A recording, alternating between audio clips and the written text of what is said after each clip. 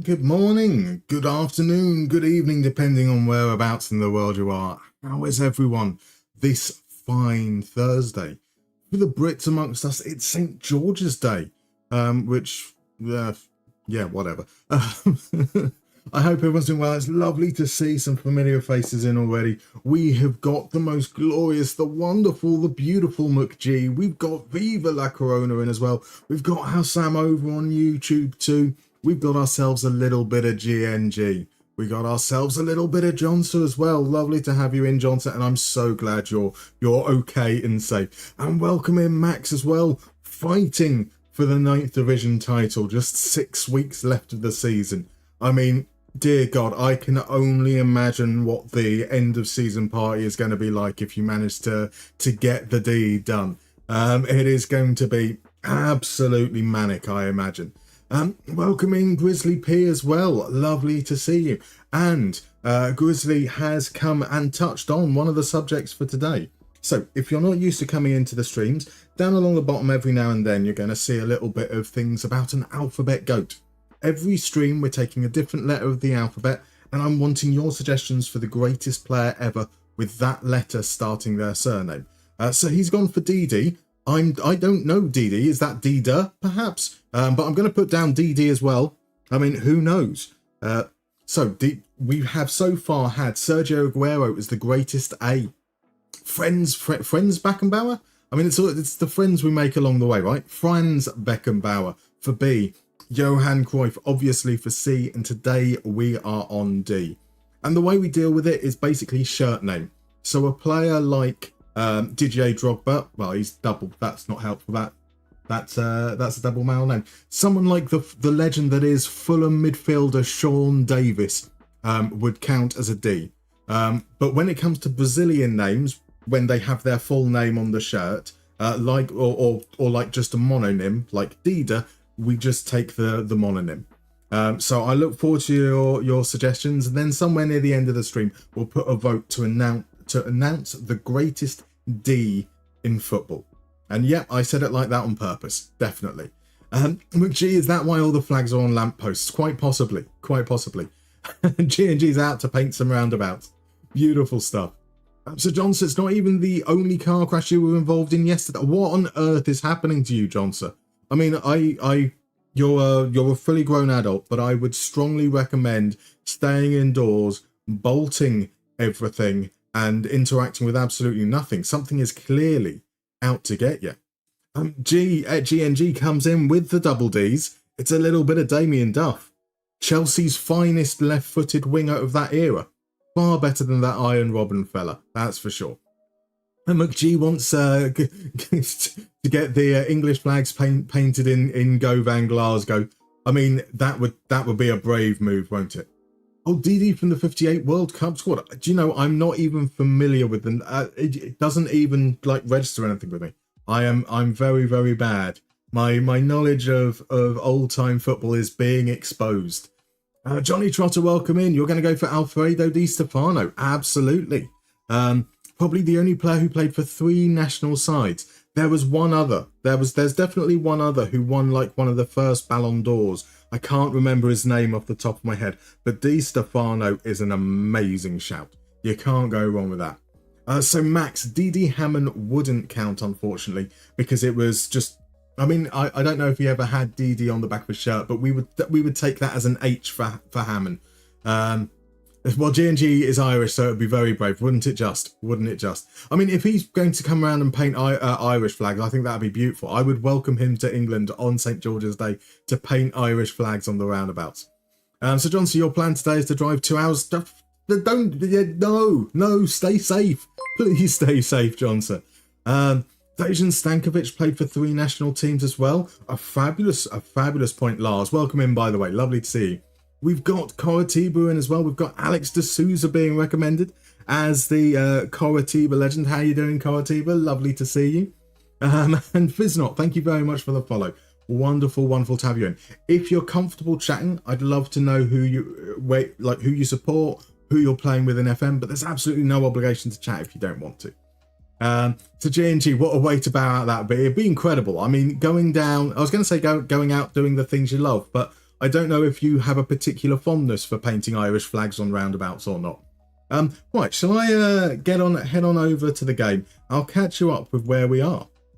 So we were streaming last on Saturday, and on Saturday we finished up top of the league after 16 games. We went on a small little run where we won away from home against Van Leeuwen and Lissing, and we got ourselves a nice big win at home against Nurkoping.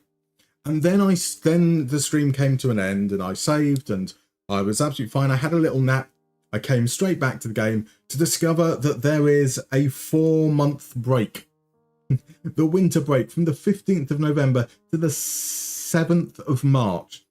So nothing's actually happened since we've been away. I mean, 4 months of game time has passed and we've played some friendlies, but there has been no big changes to the state of play. So we are currently in the preliminary phase in the 4th division in Denmark, which is the Campo Bet 3 division. The league is split in two. So we play each team twice, 22 games, and then the top 6 teams end up in a promotion group. The bottom 6 teams end up in a relegation group. So we've got 6 games to solidify our place in that top 6. And whilst we're top, I don't think it's ever felt like we've been particularly convincing. There's a 7-point gap right now to 7th. 11 points over these 6 games guarantees us a spot, but I think we can probably get away with picking up maybe just 6 points and getting through. So maybe we just play for the draw in every game from here on in. And then once it comes to the later stages, we play each team twice again. So the promotion stage, let's assume we'll do all right, eh? We play another 10 games. The top 2 get promoted. The board want us to finish top 4, and I kind of don't want to get promoted as it is. A couple of reasons for that. So we have signed a new contract. On the 1st of January, we were given €350 a week and a promotion wage rise of 15%. There's actually a relegation clause where it drops by 25%, but then we're in a league that no longer exists, so we lose our job either way. We did, however, ask the board, does it just say board meeting? We asked the board for some coaching badges, and they told us to fuck off. So we still have no qualifications whatsoever. Sir Alex de Souza played for Fenerbahce, nice. Kevin De Bruyne is a no-brainer. Oh, absolutely. We've got all the... Is this where we were with players like... I mean, it's shirt names. So we're going... So De Bruyne, De Souza. And that's going to open up a lot of the...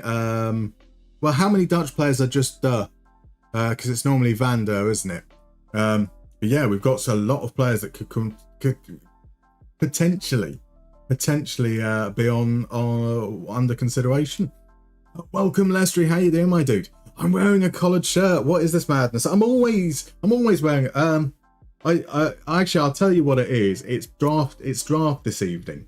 So I woke up, chucked on the first thing that was in my wardrobe, and I'm going to bed after the stream. I'm going to sleep so that I can stay up until like 5 a.m. watching the NFL draft like a weirdo. So yeah, just whatever was closest to hand. Welcome in, Carden. Lovely to see you, my dude. You've missed the reasoning of these names, but would Deli Ali be a shout? Has he changed the name on his shirt from Ali to Deli? I think that can count. Mainly because I don't think he's going to get enough votes to be anointed as the greatest D of all time.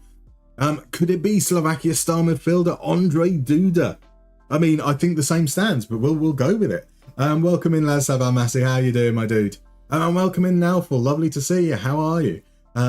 So, for those that aren't familiar with this save, we will eventually be paying every player the same amount. So, whenever we offer a new contract, that's whether signing a player or renewing, we will be adding the match highest earner clause, so everyone gets paid exactly the same. We also can't make any tactical changes with our current level of coaching. We've tied it into our coaching badges, so with no qualifications whatsoever, we have to play the tactical style and formation of our staff. I can only change mentality or make shouts. I can ask the staff to choose roles if I want to. But we are currently running with what our goalkeeping coach likes. We'll just drop this back down to 1.5. yeah, we're running with what our goalkeeper coach likes, which is a 4-2-3-1 wing play, and it's doing us okay so far, so I can't knock it too much. AC3 Gaming, welcome in, my dude. Thank you very much for the follow. In case you missed it earlier, I'd love to know where you're from. Well, as much as you're comfortable sharing, who you support, who you're playing with in FM, but absolutely no obligation to chat whatsoever. Marcel Desailly and Didier Deschamps are absolutely fine. Oh, Jacob Johansson.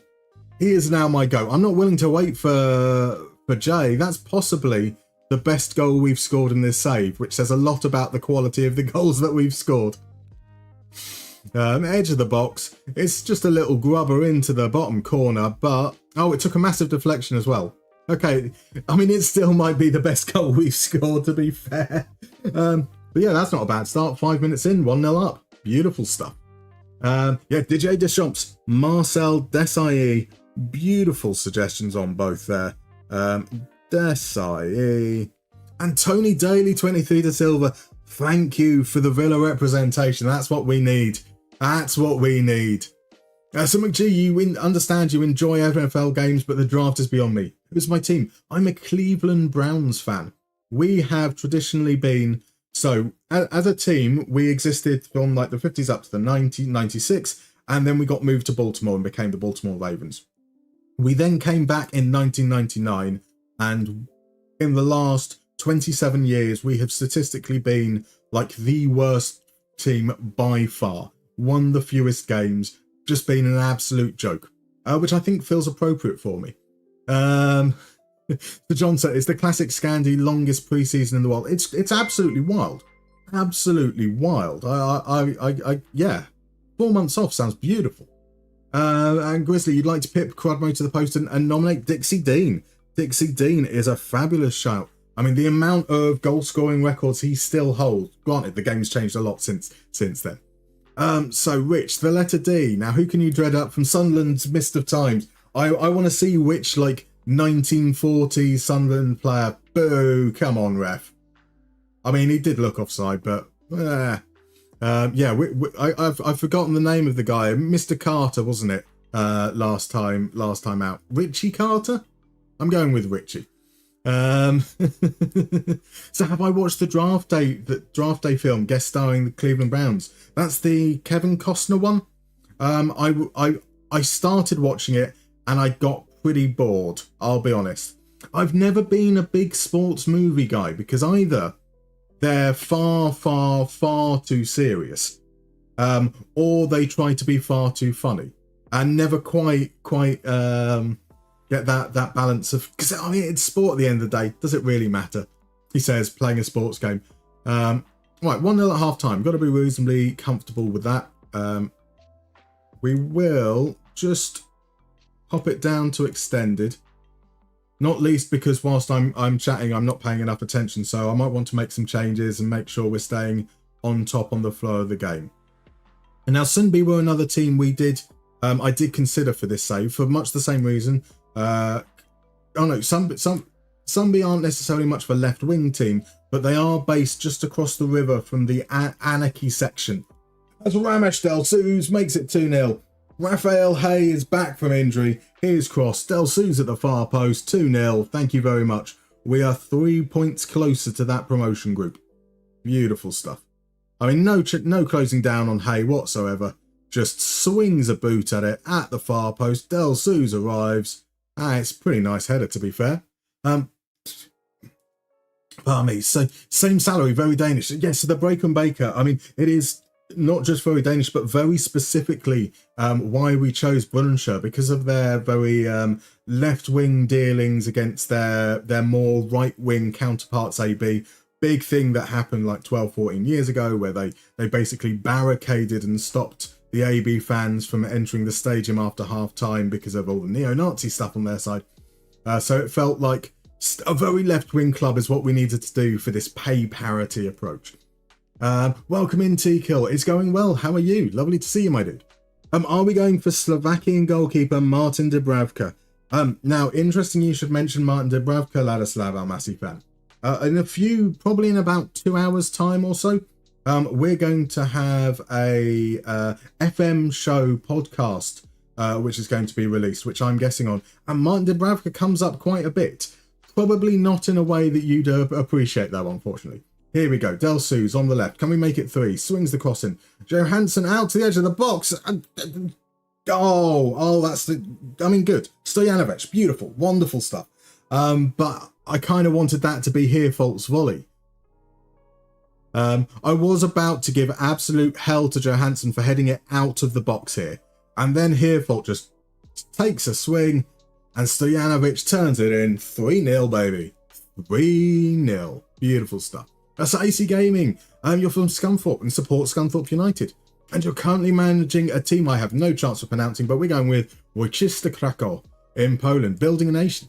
10 seasons in. Awesome. How is it going in terms of building a nation? How is the league ranked currently? Sounds like some fabulous stuff. Right, let's make a couple of changes. Those changes are going to see us bring on Jensby, our young 16-year-old on the right wing. And we're going to give Backett a little bit time so he can come on for Oliver Hold at left back.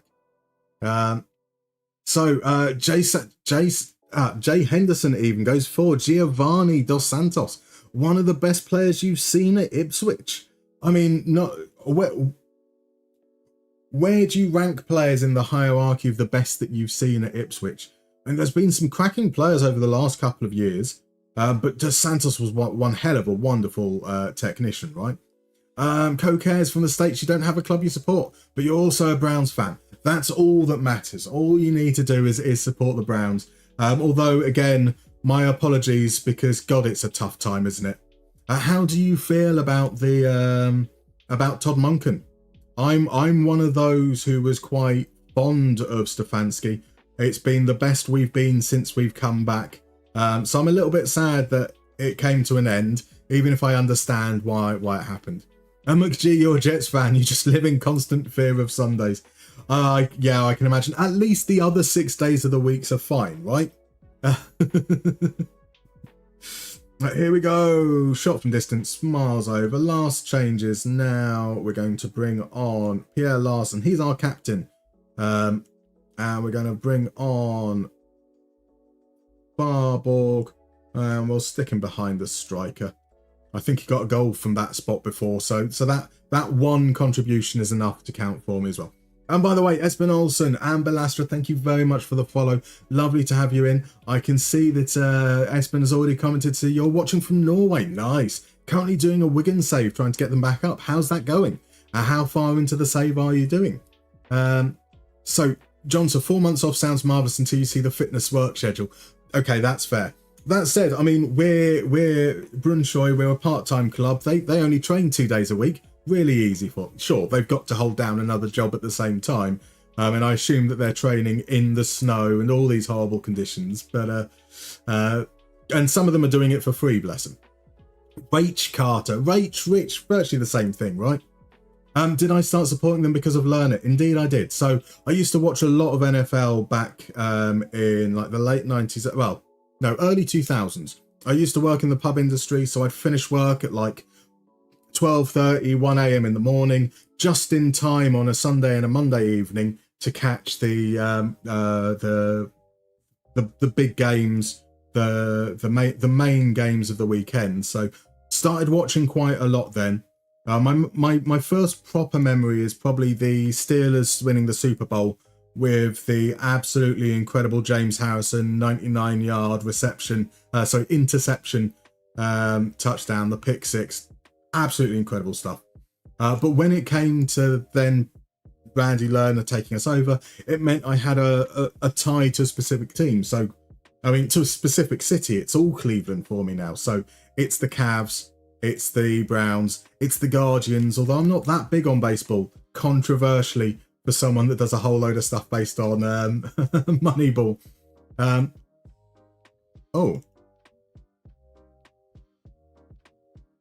Oh, that's interesting. I am unable to continue. But thankfully, we have autosave on that autosaves at the end of each game. So we can just, thankfully, that should mean, hopefully, we've lost absolutely no progress. I hope. So, Lucas Digne, of course. How did I miss Lucas Digne? Thank you, Coativa. Eric Jemba that's a proper double D as well. Proper one. None of this fake first name nonsense. Right, let's see if we can... Let's do that again. Get these guys resting. They're not even coming in for training tomorrow. That's one that I can certainly clip and pass on as a bug, because that shouldn't have happened. So Mandarin, how's the socialist footballing going? It's going well, but then we haven't given out a single new contract yet. We're going to reject all these offers because the transfer window is closed. And basically, because it's going to happen once we start signing players or offering out contracts, I need to wait for Jacob Johansson to leave at the end of the season. If we end up pushing our wage budget so everyone's on €875 a week, we are going to be truly royally fucked. So it's not until the end of the first season that we can really, really put our vision into place. So the greatest player in Premier League history, Ali Dia. Of course, Ali Dia. Oh, Graham Souness, you idiot. Bless him. So Gary Fowler, welcome in, my dude. You're from New York. You support York and Manchester United. And you're doing a save for Vitória de Guimarães. You're in season 2. Marvellous stuff. How did season 1 go? So Ned Doig has 457 appearances for Sunderland as part of the team of all talents. The Prince of Goalkeepers.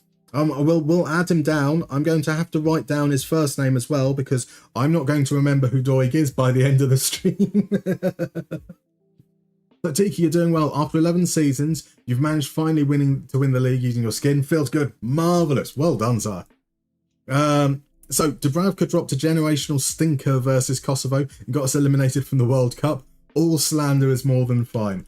I mean, isn't this the problem with Dubravka, is that he's a rhythm goalkeeper, right? Like if he makes a couple of saves early on, he then tends to be quite good for the duration of the game. Once he's kind of got into that rhythm and he's focused and he's on it. But if he doesn't, he just seems to have an absolute mare, I swear. Lester, you're surprised we have a right wing in our formation. Indeed. Well, once we've got some coaching badges, that's the first thing that gets dropped, right? We go with no right wingers. So Rich, you almost went for Dickie Davis from the 40s and 50s, old-fashioned centre forward that your dad told me about, but Ned Doig triumphs. Well, surely Dickie Davis is the better shout. If that's one that you've got like all those fond tales of being told about, surely he's the greater player, right? It's the club of Finn Laudrup, Michael and Brian's dad. Is it now? That's quite cool. That's quite. Roberto Dynamite counts for R, right? I mean, it would probably do so, yes. It would probably do so, unfortunately. So Jay Henderson, let's put it this way. We've been pretty shit since I've been alive, bar the last 3 years. So he ranks pretty high. Him and Aaron Cresswell. Aaron Cresswell, shockingly, got a nomination for C's. And that's purely down to West Ham fan. Ian Dowie for the word bounce back ability. I mean, absolutely. And for such a beautiful face. I mean, Ian Dowie should be the poster boy of the proper early Premier League era. So Espanyol in the 4th season got up to the Championship, trying to make that final push to the Prem. I mean, that's fantastic going. I mean, even to get up to the Championship within 4 seasons, yeah, you're going at one hell of a pace. Mike, the team's training montage is basically the same as in Rocky 4, just exactly. So Nudfeld Siga up the bees. We are the Wasps. We are the Wasps, Nudfeld. Are we the Wasps? I think we're the Wasps. Yes, we're the Wasps. Or is it that, I mean, you Danes will hate my pronunciation of this. I think it's Havispor? Something along those lines.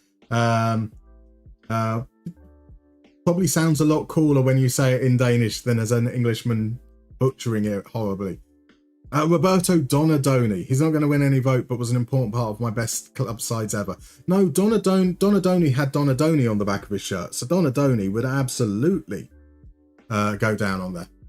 So Johnson, first season in the National League and playoffs already secured. Now really need to push for the league. Nice going. First season, playoffs already secured. I mean, if you can get that momentum and bounce through the leagues quickly, very nice. Oh, Johnny Trotter is absolutely going for it. And there were some amazing suggestions in here.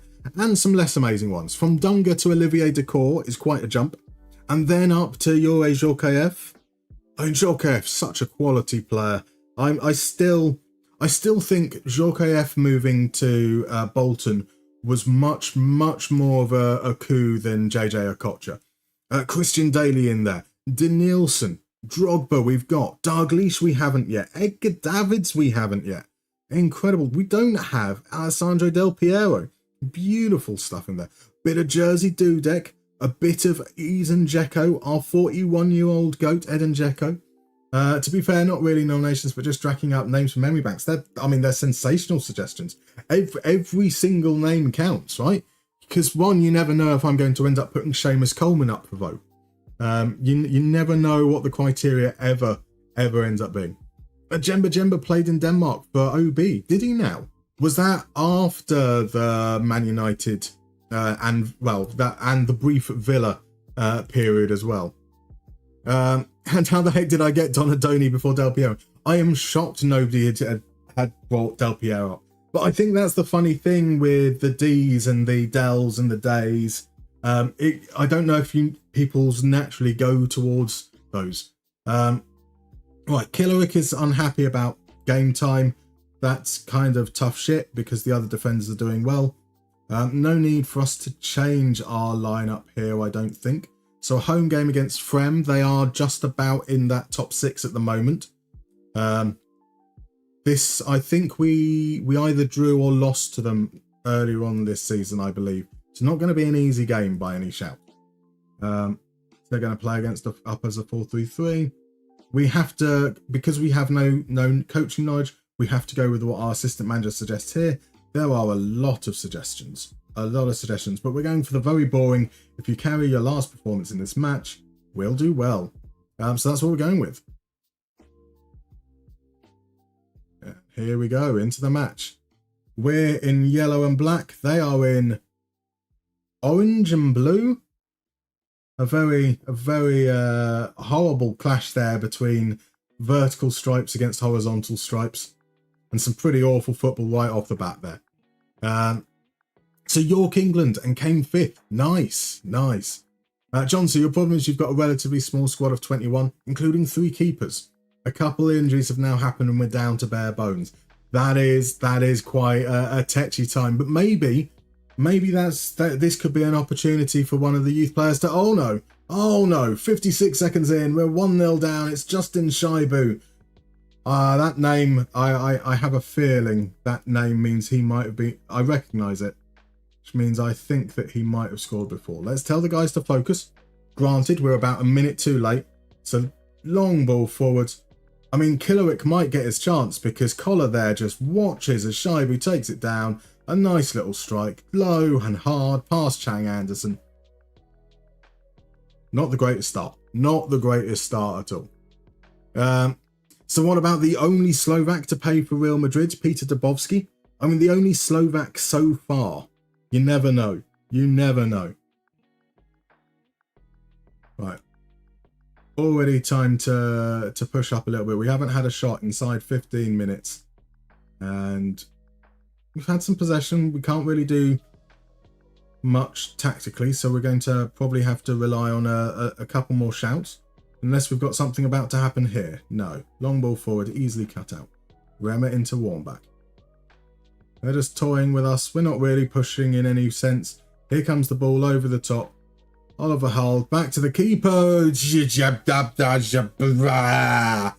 That was not what I was looking. That's not what I was looking for at all. Right, let's fire up. I want to see them getting a little bit more into the game. We need to start doing something, preferably before half-time. As a home game, we should really be hoping to win these. That said, we're three points closer already. So we're on 33, 7th are on 24. So we've now got a 9-point gap, which is all that really matters. I say all that really matters. We still need to finish top 4 for the board to be happy with us at the end of the season. Right, we've got a throw. Let's end the first half on a high. Maybe from this free kick. Lots of whistling, and the ref just tells him to calm down. That was clearly a red card challenge. But here's the cross to the far post. Spasievich beat in the air. And Raphael, hey, oh my god, if that is a highlight, we have been very, very poor. Very, very poor. And the highlight might actually be for Frem. Here we go. They send it out wide into Shiabu. Oh, Linga with a hard tackle. Oof. Absolutely took Shiabu out there, and I kind of approve. Danger Mouse, thank you very much. Dion Dublin. I was hoping someone was going to mention Dion Dublin for me. The greatest D's of all time. Dowie has one of the greatest own goals. He does indeed. So Dickie Davis was a terrible footballer, but he was good with his head. Relied on Len Shackleton to score goals. I mean, as long as you're good at something, right? So Veps has a silent H. So it's just Veps. Is it Vepsidor?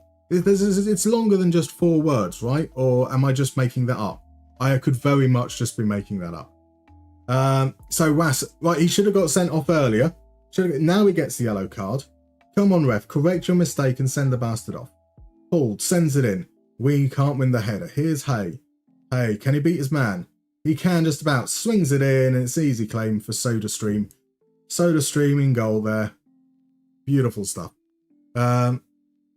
So it's not the same guy who presented ITV's World of Sport. Fair enough. I can't remember who presented ITV's World of Sport anyway. I'm guessing that would be Dickie Davis. So now, Paul, you followed NFL since the 25-26 season, and with all those injuries, 49ers caught my heart. I mean, that is the 49ers kind of way of being. They'll have one season where you think they're going to win it all, and they'll lose the Super Bowl final. Then the next season, everyone will get injured. Then the season after that, they'll get to the Super Bowl and lose. And the season, it's a crazy cycle. Right, so the changes are Killerick wanted more game time, and he's going to get it because Kjola's defending was very disappointing for that goal. And we're going to bring on Farbjorg for Stefanovic. Farbjorg is a striker, but I'm going to put Johansson up front. And we can change. Actually, we're just going to start unbalanced. Just keep the second half a little bit calmer and then rank it up after 5-10 minutes or so. Dida, we've got Dida. Thank you very much, Mike. Great suggestion. Does David De Gea count for D? He does indeed, because he have De Gea on the back of his shirt. So we don't have David De Gea now, but David De Gea is on that list. Thank you. Denzel Dumfries, the greatest player in FM24 by far. Iron Brew kits. It does feel that way, G&G. Absolutely. Oh, 23 to Silva. Deco indeed. I mean, there's one other player that I want people to suggest, but I'm not gonna influence things. We have a DD, we have a Dida, we have a Duda. Have we got a Doodoo? We can have a Doodoo now. We can have any of the Doodoos from our Jeff United save. Mike Alfredo Di Stefano, case closed. We have a little bit of Di Stefano. There was some tough competition in here though. I mean, players like Deschamps, Desailly, Del Piero in particular stand out to me. We've now got Sean Dyche. I mean, that's surely the winner.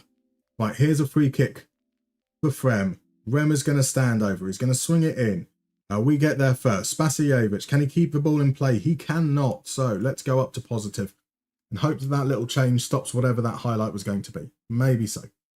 Right, here we go. Del Suze. Paulsgren goes down. Ref, that's a penalty and a third red card for Was.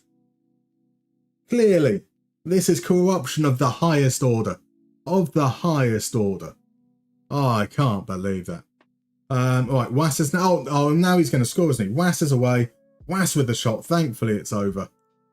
Right. Let's do a little bit of encouraging. There have been 6 shots in this game total in 65 minutes. The poor fans, they might have only paid €5 to watch the game, but it's not even worth that, to be honest. Right, Overgaard Hansen knocks it back to the goalkeeper. SodaStream now. Just hoof it. Just hoof it. Oh, no. Herfold, what are you doing? Kronberg skips inside, takes the shot, and Chang dives past the ball, but thankfully it's over. Right, what we're looking at for changes here. So we do have this version of the tactic, which is where the assistant manager suggested the roles. That gives us another box-to-box midfielder, which I think is what I'm going to go with, so that we've got two runners there. Let us commit a little bit too much. And then do we want to go between Del Suze? Del Suze is coming off. Agger is coming on. So we're going to put Johansson out on the left. Barborg in behind there. And Larson is going to come on for Hereford because of that awful defending on that last highlight. So on that note, what about Didi, the left wing back who used to play for... So we have Didi, Dida, Duda, Dudu. We've got everyone pretty much. Well, what are we missing for?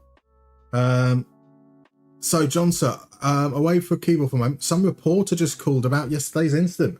My word. I mean, to be honest, I can get it. I mean, it's quite a shocking thing to come back to, the tree falling on your car like that. Mike says 49ers should have drafted Aaron Rodgers instead of that other quarterback. Number one all those years ago. They always had receiving weapons. They only lacked a QB. I mean, that's a fair shout. I mean, there is something about Aaron Rodgers that, you know, because did he go to SoCal? Was he SoCal his college? But there's something about Aaron Rodgers that feels very California. And unfortunately, I don't mean that in a complimentary sense. Right, here we go. Johansson, come on. Last minute. Arga doesn't even challenge for it, but it comes to Raphael. Hey! Oh, hey, that was a great opportunity. Maybe the moment hasn't gone, though. Here's Larson, sends it in. John Johansson. They're just not even trying to challenge for headers. We keep on pumping it into the box, and the strikers are just watching. And then we don't need to head it. Raphael, hey! Oh, offside. That Emil Vass guy should have been sent off 3 times, and then they give offside. Oh my word. Absolute nonsense. I've already made all my changes. I can't do that. So we shout first. Demand more and attacking. Let's see. Can we salvage a point right at the end of the game? Or are we going to do something a little bit silly here at the end? Maybe a second goal. I think both games we've lost in the league so far might have been 2-0. That's probably a red card as well. I'm going to claim it was. DJ, as a Portuguese, you're ashamed you forgot to vote for Deco. I mean, look, we've missed some big names already, that's for sure.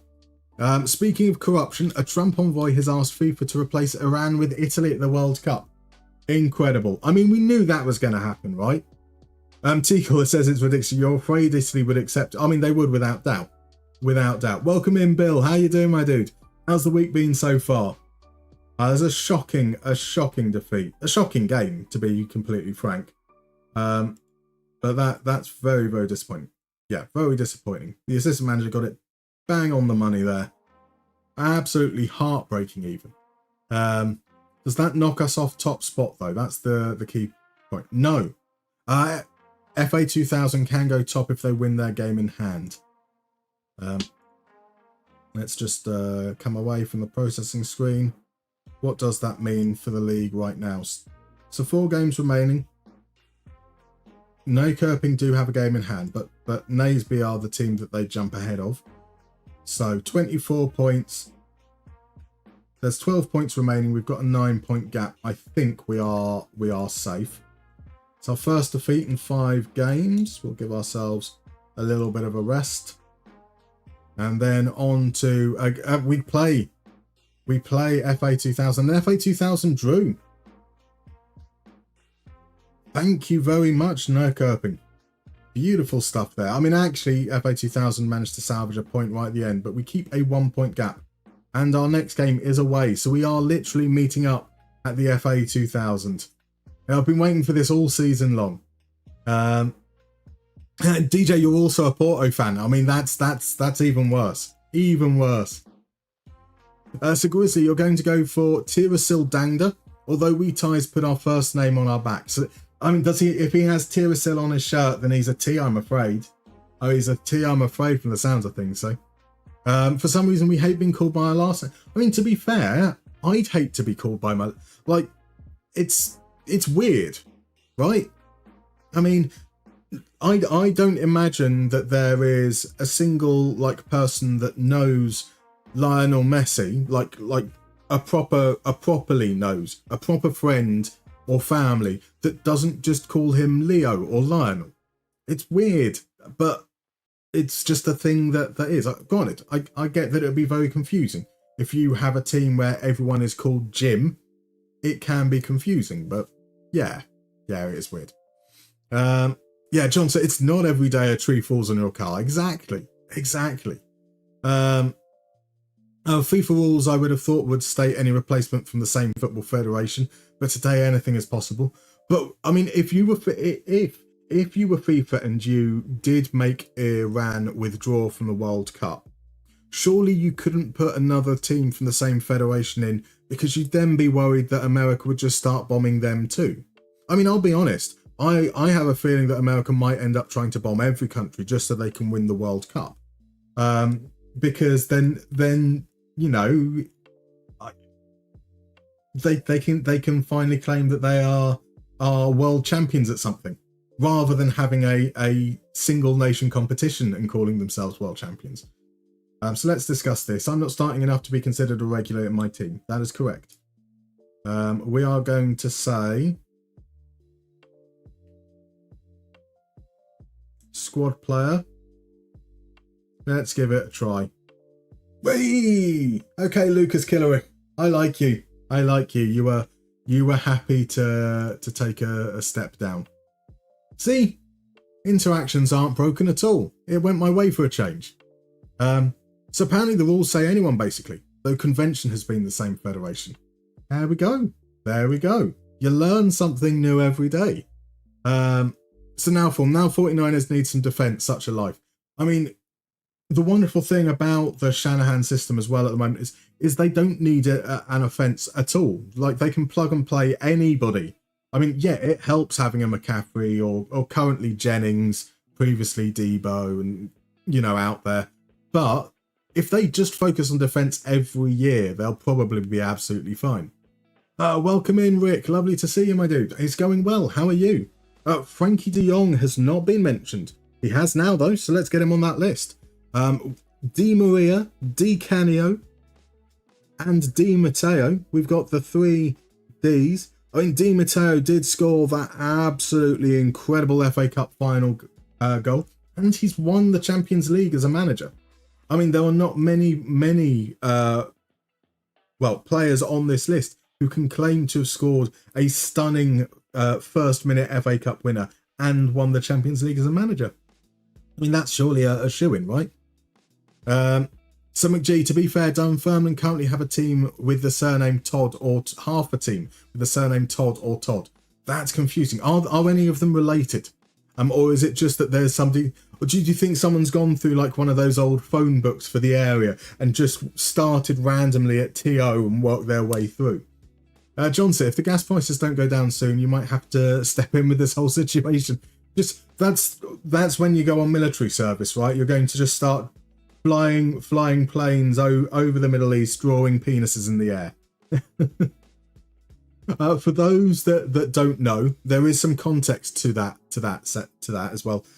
So there's been recently some members of the Finnish Air Force have been reprimanded for tracing the outlines of penises whilst doing exercise drills. So I'm not just suggesting that Johnson draws cocks and over random places. The World Cup is going to be a shit show with the war and ice at airports. I mean, like, the price gouging is absolutely insane. The environment is hostile with ice. You've got it split across 3 countries. It's going to be a very, very odd tournament for sure. So the Viper, welcome in. Florentino Perez goes to the locker room. Florentino Perez says, Arda Gula, get out here right now. Gula says, okay, President, and Perez fight Vinny and Bennett. What? I'm not following Viper. Welcome in, Supreme Quan. Sorry, Quan. Just go here, Quan. How you doing, my dude? Brønshøj manager or your high school science teacher? Yeah, with the hair up, I do have, and I'm twiddling the pen because of this. I can get that. I've been called worse. That's fine. The single Todds with 1 D are related. I mean, to be honest, if you've got multiple Ds, that's a medical issue. I imagine that would probably prevent you from, like, multiple distractions whilst trying to run. It'd make it difficult to become a professional footballer for sure. Danny, the player Harry Redknapp would like to I mean, I have forgotten about the Portuguese. He was kind of attacking midfielder, winger-y kind of thing. Danny. There we go. There's a throwback, that's for sure. Right, we've got an ad break coming up. Well, actually, it's about 3 minutes away, but I'm going to bring it forwards. I'm going to go and poison my lungs, grab myself a drink and stuff whilst the ads play. And then we'll come back and we'll head into our next game, away against second place FA2000.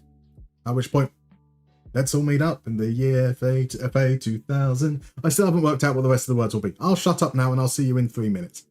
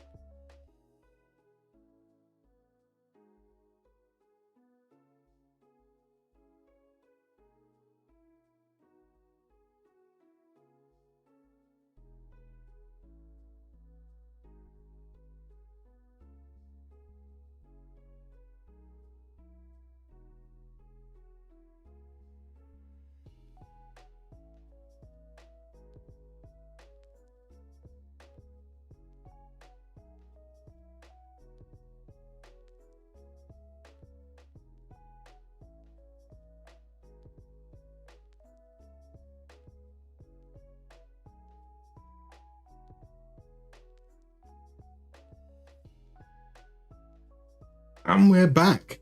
And just as we went for the break, Leicester redeemed a round of Only Connect, so a chance to play. But before that, McGee saying, who'd have thought the future World Cup in Saudi Arabia would be the least corrupt, or less corrupt? I mean, let's be fair, there's still time for them to ramp it up.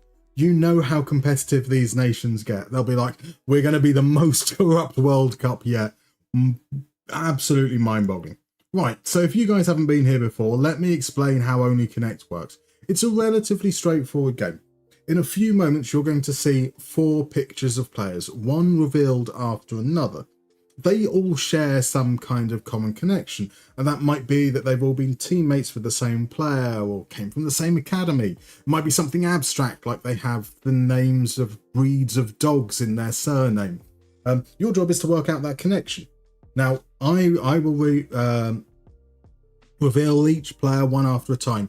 If you get the player that identify the player correctly, or you're the first to identify the player correctly, you'll get a point. If you work out the connection, you will get different points depending on how early you get the connection. So after the first clue, it's 5 points, second clue, 4 points, and so on. Right, now to get this to work, I need to just pop a lovely little command in here, and then I will reveal the first clue. And the first clue is this chap. Who is this chap? Now I do have to say, you do need to spell the name correctly. You can do just the surname, you can do the full name, and Ladislav, our massive fan, in there, just ahead of Rick from Holland and Mr. Grizzly P. It is indeed Ivan Perisic. And as you can see, Ladislav Amasi didn't put all the funny accents on the names. You can include the accents, you don't need to. Either way will work fine. But that is 1 point to Ladislav Amasi fan. Can anybody hazard a guess this early on as to what the connection could be with the 3 yet to be revealed players? So we've got a guess of, could it be that they've goal scorers in games that knocked England out of a World Cup?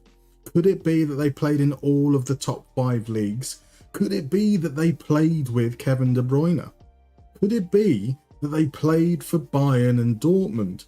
I mean, that would be a deep cut. Artems, you're welcome in, by the way. I mean, I think, did he have a season each at both of them? Could it be Antonio Conte's most used players?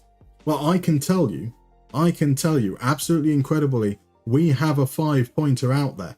And those 5 points are going to be going to the person that preempted Torsten Frings, Jurgen Kohler, and Robert Lewandowski, because Artemsia did indeed play for both Borussia Dortmund and Bayern Munich. Sensational work, sir. Absolutely sensational work there. Let me just allocate those bonus points. Phenomenal. The applause coming in from Grizzly P. The applause coming in from John Strasser. The wow from Rick. The well done from Johnson. All thoroughly and utterly deserved. That is some sensational stuff. I thought I was able to trick you guys for a little while, at least with Perisic. No, that is absolutely incredible knowledge. And now we come back to, where's my lovely little button there? Okay. So ready to head into the game against FA2000. And Noah, he got injured during our mid-season pre-season. He's still going to be out for a little while.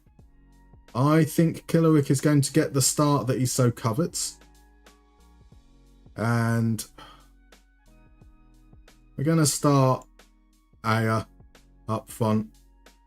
Do we make more changes than that? Here, fault.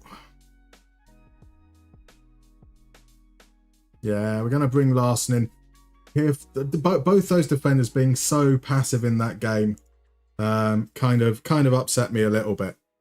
No, so the username was not found thing from Stream Elements. I have no idea why I handle it through something different than Stream Elements. I haven't quite worked out why Stream Elements comes up with a thing. Yeah, it's another one of my pro streamer moments. I sorted everything else out via SteamerBot into a lovely little log file, but I haven't worked out how to disable the Stream Elements bit that confuses the hell out of me. Right, let's bounce back to winning ways. And I think this might be one where we start on balance. Well, we're starting on balance and all these, but we might drop down to cautious a little bit earlier into the game rather than ramping it up to positive. Let's just see how these opening exchanges go. Nothing much has happened. We've had one really shitty chance for FA2000. Yeah, actually, so far, nothing major really happening. Don't need to see much need for change. We'll just give them a little bit of encouragement, we hope. Satiko, you really love the graphics in the vid shows. The interface and graphs are very nice. Thank you very much. I do try and put as much love as I possibly can into them. But it's mainly about trying to make sure that I can communicate things quickly. Nice, easy gather. Nothing to be worried about there. You know, one of my pet peeves when it comes to watching content is when, you know, to discuss something, they're going back and forth through pages over and over again, And it takes like 5 minutes to explain something that should only really take about 20 or 30 seconds. But yeah, I appreciate it. Thank you very much. Right, looks like FA2000 are about to get in behind. Nope, that's okay. The ball's far too long. Chang Anderson gathers it. Now, are we about to do something stupid in defence, or are we about to do something amazing up front? Here's Del Suze running down that left-hand side. Swings it in with his weaker foot. Johansson's there at the far post. And Johansson, oh, that was a glorious chance. Just couldn't quite get underneath it, or over it properly. Did get underneath it. Right, where are we feeling now? Possession. I am going to drop down to cautious, I think. Just if we can see through the first half at 0-0, that will give me quite happy. Oh no, halted his run for some reason.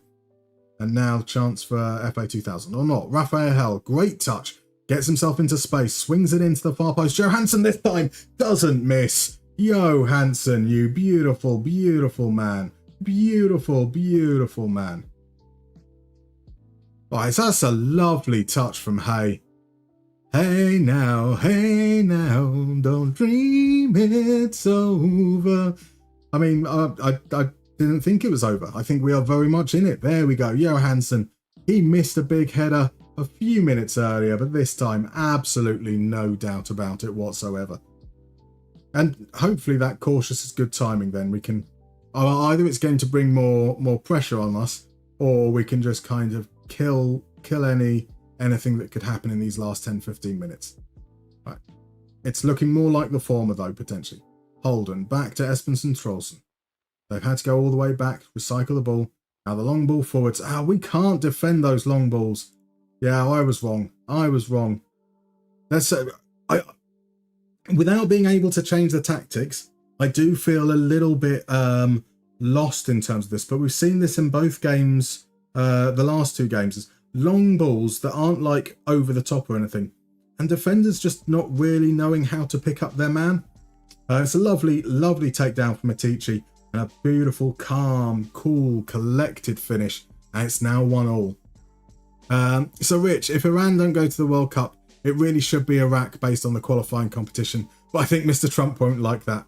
I think so. I can completely understand Iran pulling out themselves because they don't feel welcome, and I really think that should be a reflection that should result in some sort of sporting sanctions against USA for creating that environment. But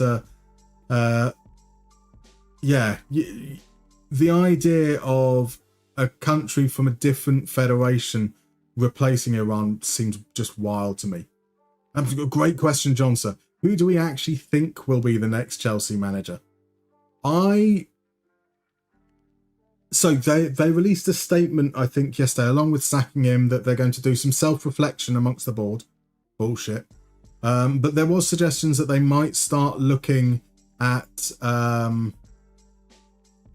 a slightly different strategy in terms of their transfers. Maybe getting some slightly more established players, which is ultimately Porsgren, which is ultimately the reason that they sacked Baldy, Maresca, wasn't it?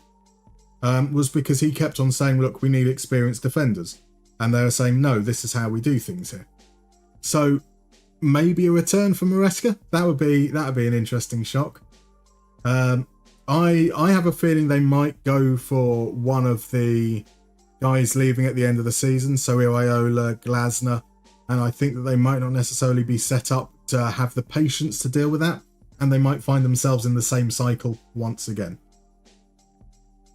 Right, we're not going to make any changes. We'll just head into the second half, stay on balance, and see how it goes. So Iraq already qualified. Fair enough. Rich, if you were World King, you'd strip USA of the tournament. Yes. So it'd be United Arab Emirates or Bolivia, probably. So you see, surely it's got to go UAE, right? Yeah, Lestry says it's believed that UAE is next in line. Ladislav says they will hire whoever gets Joe Shields his best compensation or his best mate.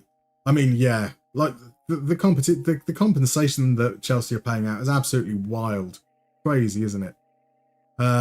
Oh, here's a suggestion for D players. Christophe Dugarry. Fine suggestion. Now here's Porsgrim to Del Suze. RD Goat. That was a bit of a weak shot. Just passed it quite easily for Verdeje to gather. That's okay. We seem to have been solid in the start of the second half. And we do deal with a long ball forwards that time. Paul's just going to step on it, try and bait a press that isn't coming. Now Killerick, in for his first start in a while. Right, hey, feed Johansson. Johansson, can he swing it in? He plays it low, no one attacking the box. In fact, that is Aya's last contribution. What about the youngster? Is he any good as a striker? Now we're going with Stojanovic. Stojanovic is our top scorer this season with 8 goals. But he does frustrate he just doesn't seem to be involved much. He misses a lot of big chances. But maybe that the benching means he'll come on and he'll be amazing. Right, let's see what happens here. A chance now for 2000 to counter-attack. Bernarbi plays it down into the channel. Atici, scorer of the equaliser, sends the cross in. Simonson, Hall gets there just in time. Heads it out for a throw-in. Right, let's fire these guys up. Come on, guys. We need a little bit more. I say that. I think statistically it looks okay. Not great quality chances. But we have had some decent ones. Right, here's Holden to Bernarbi. Bernarbi out wide to Atici. Atici plays it to Sommer and gets it back. Atici with the cross. Sommer's is that another Sommer who's attacking the ball? And we can't quite get it closed. Bernarbi from distance. Apparently that rippled the side netting from the centre. Right, here come our changes. It's going to be our youngster Jensby is coming onto the right wing. We're going to bring off Linger. We're going to bring on Svensson or Winther. We're going to bring on Svensson. He's a more attacking player, so we'll pop him over on the left there. 20 minutes to go. A draw would be absolutely fine with me. I think that'd be a good result. We drew with them 2-2, perhaps early on this season, I think. Or was this one we lost? I should really keep track of the results up until now, eh? So Leicester, as it is your Confederation, Australia and all that jazz indeed. So Maeve suggests Arteta leaving. That would be wild. Oh no, I wasn't paying attention. And Mick Anatici. Why are we always offside? We're offside. They're never offside. So here we go. Sommer just sends it down to Atici. On that left wing, there was a lot of space to go, but he skips inside. There, no one comes out to close him until it's too late, and he gets the shot, squeezes it in at the near post. Right, time to shout some. Well, that was something, eh? That was something.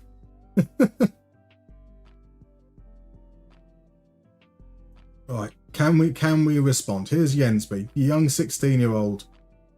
Plays it out. Down, here's on the wing. Raphael Hay. To Svensson. Back to Hay. Stojanovic. There's Johansson over. Johansson with the shot. Never quite looked like he was going to get enough power on it. Didn't quite get much accuracy on it either. But we do have the corner. It's going to be our captain, Larson, to take it. Sends it low and whipped in at the near post. It was an awful corner. But maybe we have another chance here. With his weaker foot, swings it in. Stojanovic. We don't attack the second ball. But Svensson on the edge. Oh! Oh! That was the chance, surely. That was the chance, surely. But we're going to send it forwards, and Stojanovic just kind of gives up on the ball there, unfortunately. So Johnson doesn't watch much Prem these days, but you're always in awe at how average their front three looks with all that money that's spent. Arsenal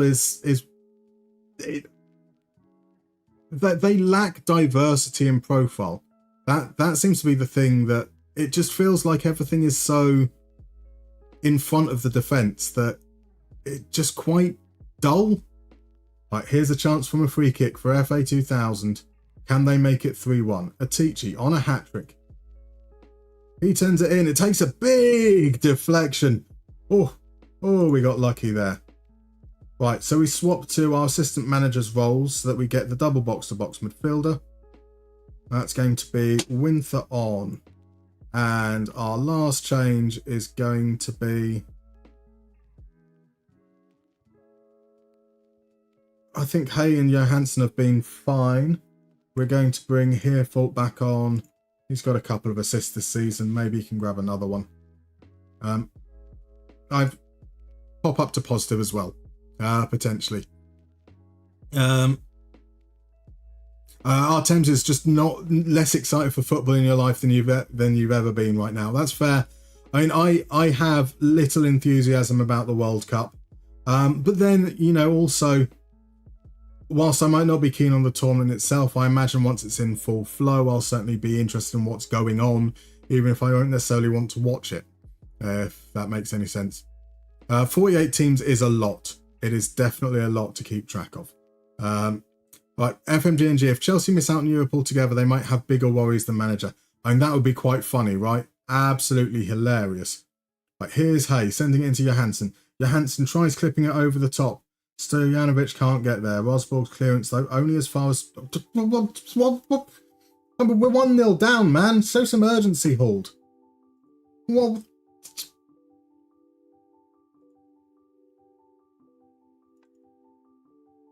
Not really much point in it, but we'll click on the no more highlights button. Right, here's Winther into Johansson. There are 15 seconds remaining. Hey, manages to get a touch. Past his man, its cross is cleared, and away come FA2000. Spreads it out wide onto the left, and that's it. That's 2 defeats on a trot. Oh no, we're falling apart. We're falling apart. I think it'd be hilarious if Chelsea miss out on Europe for sure. For sure. Playing a pretty even game, you know, could go either way. In that kind of situation, you can't begrudge the team second in the league from winning, right? So, not the worst. So has Del Piero been mentioned? Rick, he has been mentioned, but it took a surprising amount of time. It was good like half an hour in before we got some Del Piero mention. Celestri reported here under Article 6 of the World Cup regulations, FIFA is at liberty to call up any nation it chooses to fill the vacancy. The AFC would be expected to lobby hard for the replacement to come from Asia, with the UAE, who lost a qualifying play after Iraq last November, the obvious choice. And yeah, that all seems to make sense. Ladislav, so Maresca knew Joe Shields at City, Rosenia knew Stewart at Hull, and Wynne Stewart at Brighton. The interim McFarlane is signed to the same coaching agency that Shields set up. There isn't a strategy, it is just hiring people they know. So on that basis, Ladislav, our massive fan, who is going to be the next one in line? Surely there's a clear pathway for someone that you think is going to take the reins. So Rich has an idea. Remove the World Cup from the USA, Bolivia as host nation, altitude and new challenges. Awesome. I'll go with that. I will go with that. A welcome in, Livy. Chaotic Goblin now. How are you doing? Lovely to see you. How is life treating you? John Sir, you was on about Chelsea there, but same really applies to Arsenal. I do apologise. Chelsea look better with João Pedro up front, it has to be said, and they've definitely missed him. But the whole squad just feels a bit... It's the problem with signing all these young players that need development, right? Is if you've got to put your energy into developing every player, are you able to give the attention that's needed to actually make any sizable difference? So also, the girlfriend just told me she got off work, which means you're making that drive to Tampere in half an hour or so. Keep me in your prayers. Please stay safe, Johnson. Please stay safe. Welcome in, Rage Bait. We are currently in the 4th division in Denmark. It's the Campo Bet 3 division, which is the 4th tier. And we are now 3 games away from the league splitting in 2. The top 6 teams end up in the promotion group, the bottom 6 in the relegation group, and we are currently 2nd. We've just lost top spot to FA2000 in the last game. Bastards. RJ, welcome in, my dude. How are you doing? I don't know who that handsome man on the screen is. I must have been on a player profile at that time. It's lovely to see you. How is everything going?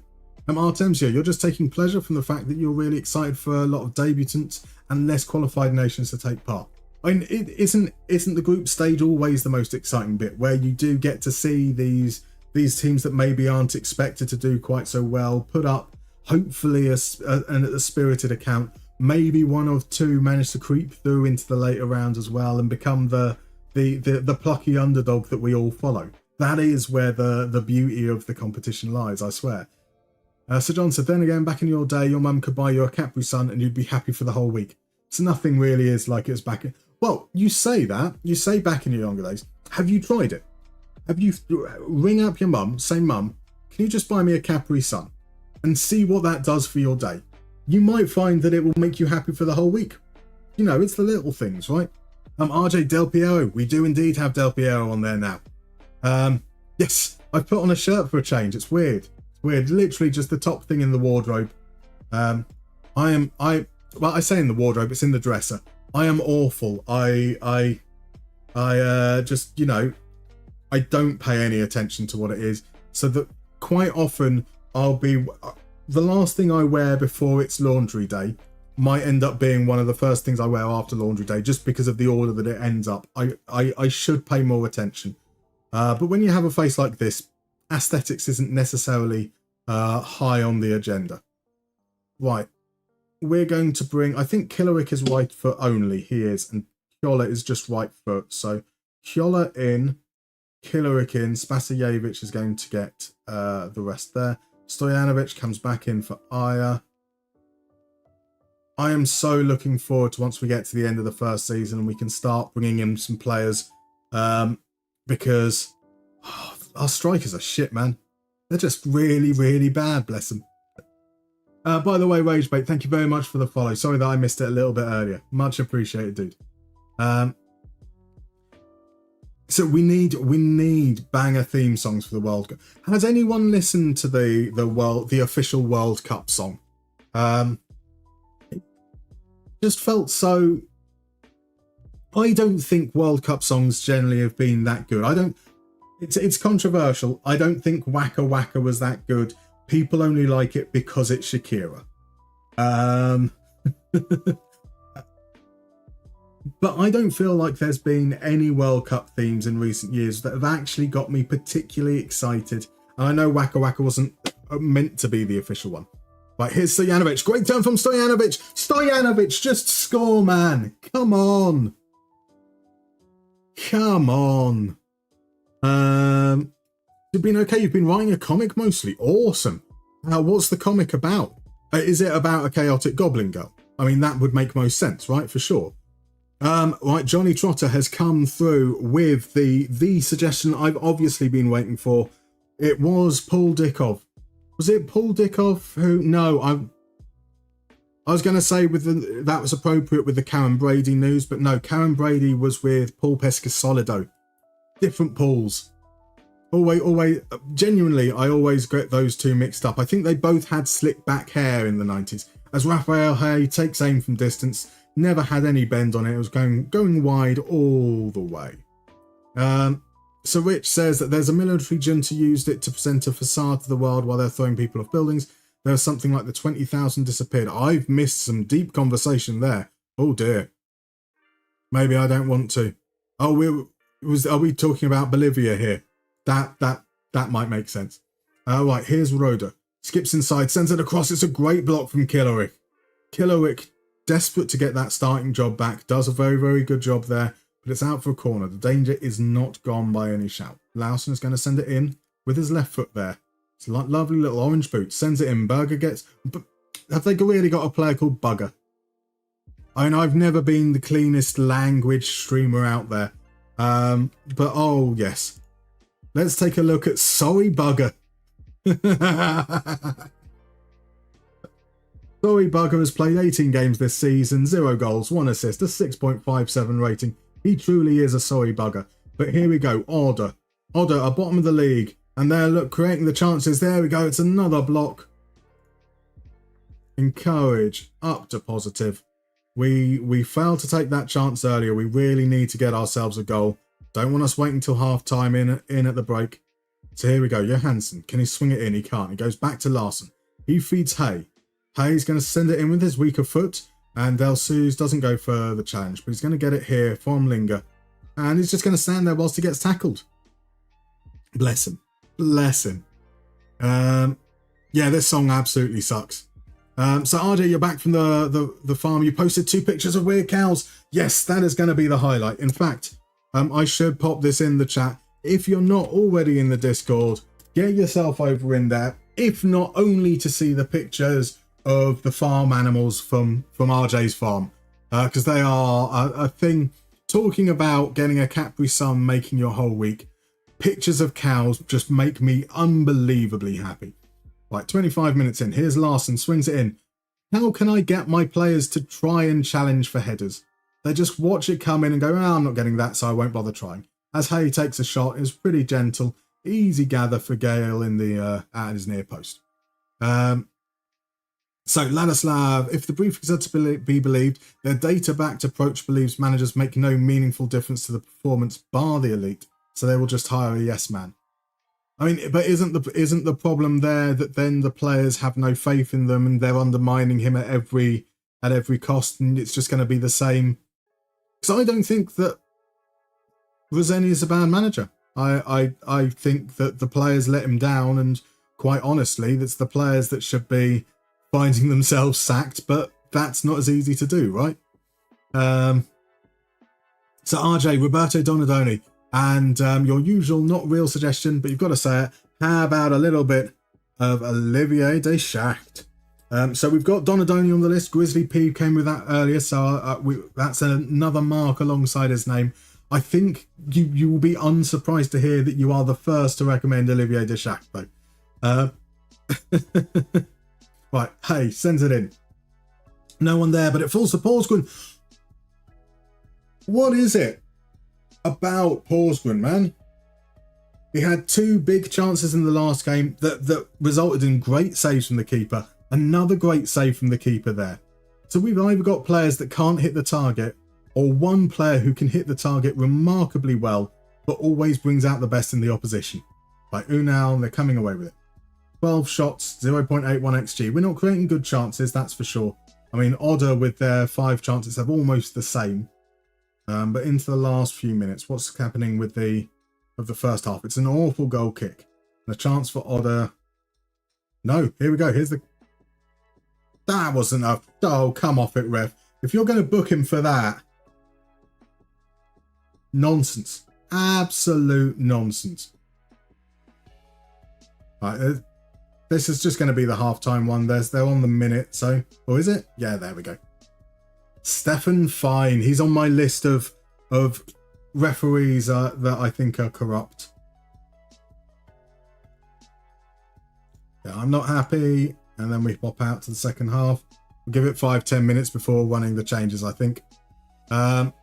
Cup of Life was the one by Ricky Martin, wasn't it? I mean, doesn't that say everything? When you go, oh, what about that Ricky Martin theme song for the World Cup? You're like, it's not going well. It's not going well in life, right? Tikal, I know they're fighting words. I know it's controversial, but Waka Waka is average as a song at best. But there are just other reasons why people like it, and that's absolutely fine. So, which is in relation to prior World Cups being better. So I raised one example. I mean, a lot of the World Cups have been dark. Let's be honest. I mean, there's a lot of controversy that surrounds what probably most of the World Cups between 1930 and maybe 1986. I think 90 and 94 were relatively... Oh, Johansson. Uncontroversial by comparison. Yeah, helps not to idealise the past. Absolutely. Right, here we go. On the hour mark, Johansson's missed a big chance. Hayes on a yellow card. Hayes coming off, and we're going to bring on a right back. We're going to push Larson further forwards because he does know how to cross.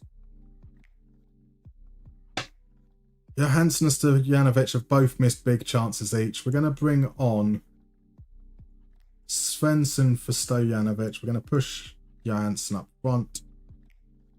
Maybe we move up to attacking, along with a shout of some description. Probably something negative. See if that fires them up a little bit.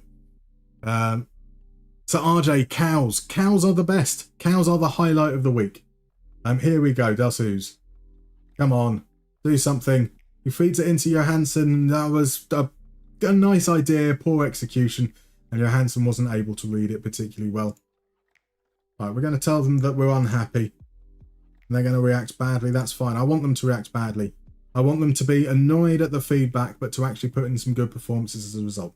Here we go. Ball down the right. Larson now playing on the right wing. Swings it in. Del Suze once again doesn't even attempt to challenge for the header. Right, Linger now on the ball to Hold. Hold wins the free kick. That's a yellow card. I mean, you gave a yellow card for a soft pull earlier on, so that's a red card by my reckoning. Right, time to go up to attacking. Generally, I find that attacking has been just as bad luck as going very attacking for me in this FM. But we'll see. Here's Roda to Gron. They're just passing it around. No real pressure on them. They've sent it down the channel. Here's Roda now. Sends the cross in. It's another great block. This time for Killowick once more, in fact. Killowick has had a very good game for us. I think that must be like his third block in that kind of position. We really, really struggle to defend those low crosses. Right, Linger into Johansson. It's a high ball. All he can do is flick it on. Svensson wasn't really making a run beyond. Not that he would have been able to get there anyway. Right, Bugger into Nybro. Nybro sends it forwards. Oh no, Killowick has done that thing where our defenders just don't know where the ball is. Thankfully, just clips the bar and it's out. Yeah, since we went attacking, we've had 2 highlights for Odder. So we're going to drop down. We're going to bring Del Suze off for Farborg. Going to put Farborg up front. Linger's going to be replaced by Winther. And then one last bit of encouragement for the last 10 minutes, I hope. Johnson, so no D players from our iconic Euro 2020 squad. Daniel O'Shaughnessy is as close as it gets, sadly. That's a shame. Di Stefano, we've got Di Stefano. We've got Dalglish. We've got Jemba. You've got to say De Burke as well. Understandably there. Understandably. So that's how I was fan. Now, Azinia did some stupid things. Man-to-man press for the least athletic team in the league. Midfielders dropping into defence off the ball. Starting Jorgensen in Paris. But I agree that there are many players that are letting the team down, even under Maresca. But I think midfielders dropping into defence off the ball is actually perfectly fine if they've stuck to the task. Part of the problem was that players just seemed like they didn't want to fully commit to what they're meant to do. And that's part of the problem of hiring a yes man, is that they have no authority, so the players don't listen. To be fair, we could have Dutch players and Belgians with the dirt. Exactly. Right, last few minutes, it's an Odder free kick on the left. It's going to be Nybro swinging it into the far post. The keeper's absolutely muffed it, and there's a penalty.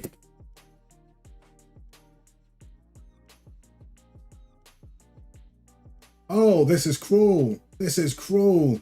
Lawson's going to step up, and it's saved. Lee Chang Anderson.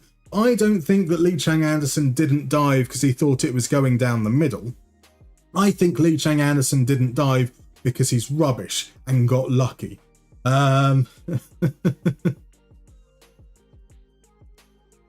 Waving Flag was a decent song, to be fair. I can't even remember that one. I struggle to believe that it could have been that good. Diana Ross's penalty in USA 94 was controversial. It was brilliant. Absolutely incredible. So what team do I support? I'm a Villa fan, Ragebait, I'm afraid. For all my sins. RJ, 2 new Discord members just for your cows. Exactly. See, Ragebait says it. Your cows interest me. You can't control yourself. Cows are good. I think that's what the shaman was singing about. Cows are good. Cows are good. Definitely. Here we go.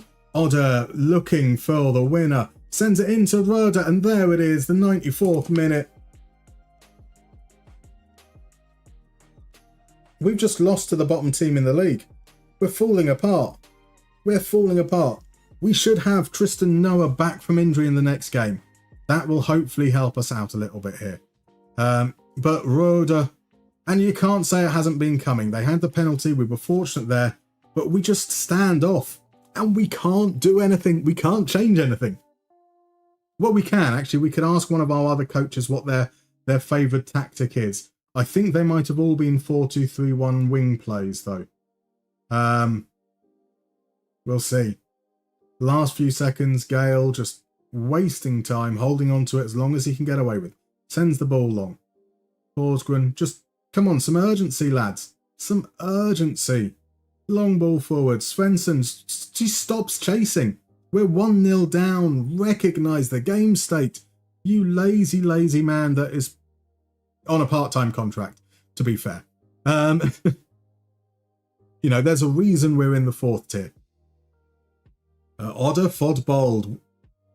We lose at home. Oh, dearie, dearie me. Are they bottom? Well, they're not bottom of the league anymore. Oh, that was a weird noise. Like 3 defeats in a row is enough for a team meeting, you reckon? I reckon it is. I reckon it is. Let's tell them that I have some very, very poor opinions of them after that. We are still 2nd, and we just need to be top 6. There are, however, 2 games remaining, and there's a 6-point gap. So we do need to get at least 1 point. Our last game is bottom of the league, Holbeck. Our next game is away against Horsham. Let's have a pop in here. Whole team meeting. Positive. Encourage.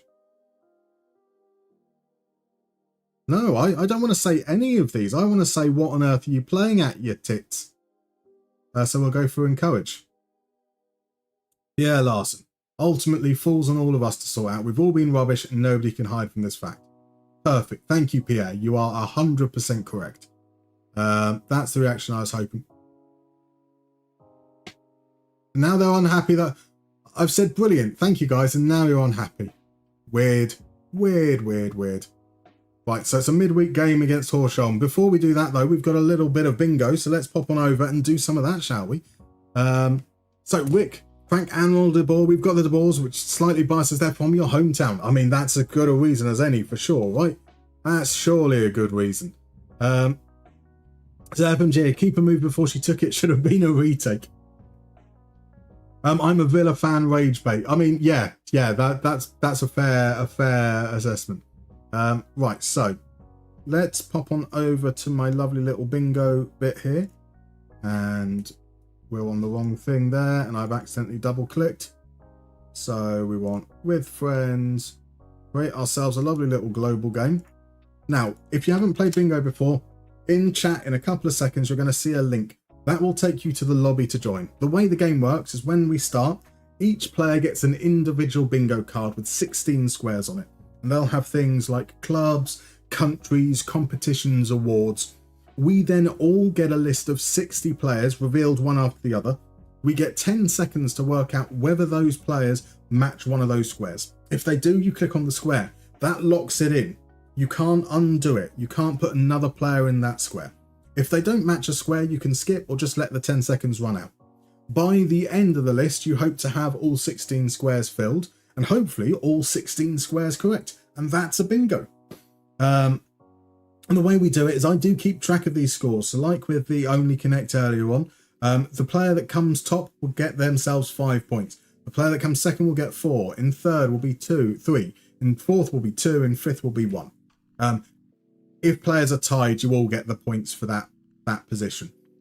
So yeah, what we do is I'll leave it a couple of minutes, let people have some time to join in, and then we'll go and do a little bit of bingoing. So RJ says, who could control themselves with the announcement of cows? Exactly. And the deception when they say I call every animal cows. You do indeed. Mr. Grizzly, it's always the bottom team. Always.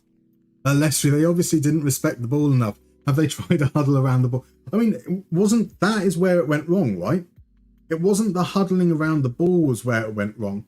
It was that time when the referee found himself caught in the middle. I think it's all been downhill from that moment specifically. So RJ redeems bingo just for the explanation.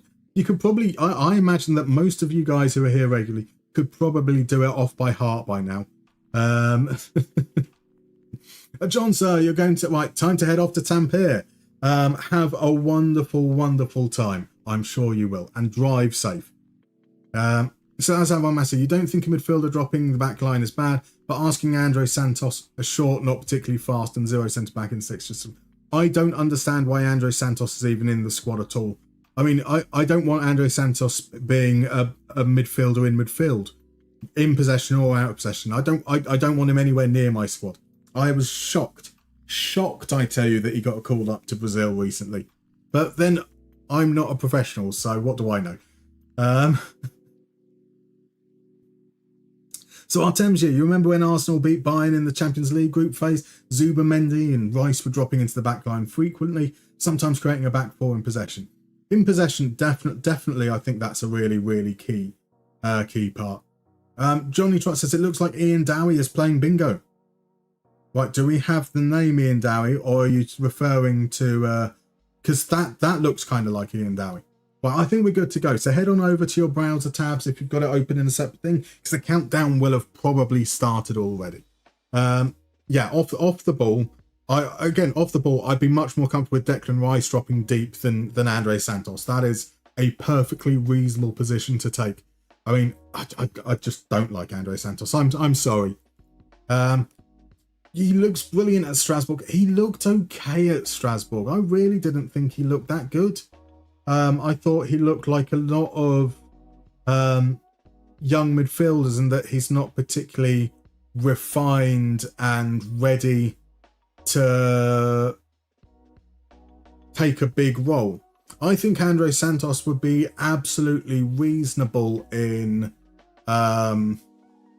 Bournemouth or Brentford or something like that, but he's not good enough. He's not well-rounded enough. I wonder if the guy with the letters goalkeeper next to him is a goalkeeper. I think he might be. I think he might be. Javier Saviola surely played... Was he from River Plate? I'm sure he's from River Plate. What about a little bit of Alan St-Maximin? We'll have him for Newcastle. There isn't a Saudi League one here, is there? There isn't. Pape Matar Sarr. Don't know why I said his name like that. But that's how we're going. We could have had Peter Schmeichel for... Oh, there we go. That's an easy one. Get ourselves a little bit of Denmark joy. How about a bit of Nuno Tavares? We'll get him out there for Portugal. We unfortunately can't use Sal for Atletico Madrid. Has he ever played with Giroud? I feel like he might have done when were they at Chelsea together at the same time. That's what I'm not 100% certain on. I feel like we've got UEFA Cup. I haven't got any hope. I need to pay a bit more attention. Right, we can go with Scholes for England. We can go Thiago Silva. I assume that he was there when Emery was... Oh, had he? He might well have left by the time that... The beginning of Emery's time there. It doesn't matter. It's past anyway now, right? Fabian. Was Fabian at PSG whilst Emery was there? Doesn't matter, because we've got Spain and PSG down in the bottom corner there, which is absolutely going to take precedent there. I think Vieira might have left before Giroud was at Arsenal, or at least I don't feel confident with it, so we'll let that one by. Gilberto Silva, I'm going on the same basis there. Manuel Neuer, we can skip. Good old Bertie Traore. Bertie Traore, managed by Emery, or we're going for the Ajax link. We'll take the Ajax link there. Stefan El Shaarawy, we're going to... He could have done. No, Roma lost that final. I don't think he was in the squad for the final, but I imagine he might have had enough game time over the course of the season to have been able to get a medal had he done so, but he didn't. So that's completely moot. Peter Crouch, we can let that one go. Van der Beek, I don't think he matched. Oh no, yeah, he was at Everton for a while, wasn't he? How about Todibo? Did Todibo win the UEFA Cup? Did they win the UEFA Cup or the Conference League, West Ham? I know I should know that one. But I don't. So that one. Dean with Giroud probably would have been a better choice there. Andre Silva, we're going to let that one go. We're going to let Politano go. We're going to let Eric Bailly go. How about Gervinho with Giroud at Arsenal? I think that seems reasonable. Kevin Campbell. Josip Ilicic. So we're looking for Belgians or South Americans. Belgians or South Americans. We're going to get none of them. We're going to get loads of Ukrainians. Some Italian. Spaniard? Rodrigo. Brazil haven't won the Copa America recently, so that one's unfortunate doesn't count. Casemiro's been around for a long time. I don't think they have won the Copa America in that time, but I'm going to play it anyway. So I just need a Belgian player to finish things off. Just one Belgian player to finish things off. Just one. Just a single Charles de Ketelaere is going to be the one we're going for there. And Todibo didn't. No, just missed out. But that's okay. Because Mr. Grizzly, once again, sensational work. Bingo there, 16 out of 16. Beautiful stuff. Beautiful stuff. Char, Al Massey fan, and GNG all come in second. They'll be getting themselves 4 points each. And then in 5th place, we've got Ragebait and Johnny Trotter. Sensational work, chaps. Absolutely sensational work. Grizzly downplaying it by saying he's got an easy card. There's none of that nonsense. The applause is very, very much deserved there. Right, let me pop my lovely little bonus marks in here. So, Grizz, we're going to give a nice 5. We're going to give Char, Gung, and Al Massey 4. And we're going to give Ragebait and Johnny 1 point. Beautiful. Fabulous stuff. And we have another game redeemed. So we'll go on over and play a round of top 7. So Ladislav Massey says, you think that Santos is more than fine 4th choice midfielder. Lavia is the one that isn't good. Lavia's been pretty poor as well. That is a fair comment to make. Right, so let me explain how top 7 works. You are probably very, very familiar with the concept, even if you haven't played it here on the channel before. It's tenable, but with only 7 answers. In a short while, I'm about to reveal some criteria, which are going to appear down just underneath the main window there. And you've got to give me the answer of who the top 7 answers to that question is. You do need to spell it correctly, but if there are accents in the words, you can miss them out. So if there's a grave E, you can write it with the grave E, or you can write it with a regular E, and that will be absolutely fine either way. And it's the first person to identify each one gets the points. If you get the top answer, you get 2 points. Straightforward. So it will be revealed in a couple of seconds. I'm going to press the words top 7, and there we go. So we are looking for... no, we're not looking for the top record AC Milan signings. I do apologise. We are looking for the Colombian League Record Championships. There we go. Something a little bit trickier this time. So Artemio says it sounds a little bit like what Alonso was doing with Chouameni. Yes, it does indeed. And that is some sensational work from Rick to get Junior. They come in 4th. Who was it who got Atletico? It was Johnny Trotter. Of course, a man as worldly wise as Johnny Trotter absolutely nails the top answer. Rick, no. So it's Artemio picks up Deportivo Cali. Beautiful stuff there. We've got a guess in there for Millonarios, which isn't quite how you spell it, unfortunately, but we do have it correctly guessed as Millonarios. Another point going its way to Artemio. A fabulous guess of Envigado from Johnny Trotter. Sadly, they are not on the list there. But we do have Santa Fe. Beautiful stuff there. Beautiful stuff. We've got guesses coming in from Medellin. We've got guesses for Deportes Tolima. But Mr. Grizzly P correctly picks up that it isn't just Medellin. It is Independiente Medellin. There's Ragebait who got America to Cali as well. Sensational work. And there you have it. The top 7 all-time Colombian top division champions. Atletico Nacional have won it 18 times. Millonarios with 16. America de Cali 15 times. And then there's a little bit of a gap. Junior with 11. Deportivo Cali and Santa Fe with 10 each. And then Independiente Medellin a long way off down in 6. Wonderful, wonderful stuff. Barranquilla would have been an amazing guess as well. Actually, was it a Barranquilla who... There's another... I can't remember. There were a few on 5. I can't remember who it was. Now Grizzly's gloating with the assist from Let Us Have Our Massey fan. Absolutely, so close, so close. Right, where were we? Let's pop back to the game. Let me find my FM window. So we've told them they're all rubbish, and then we get a midweek game nicely. So Hasmasfam was just naming cities, couldn't name a single team.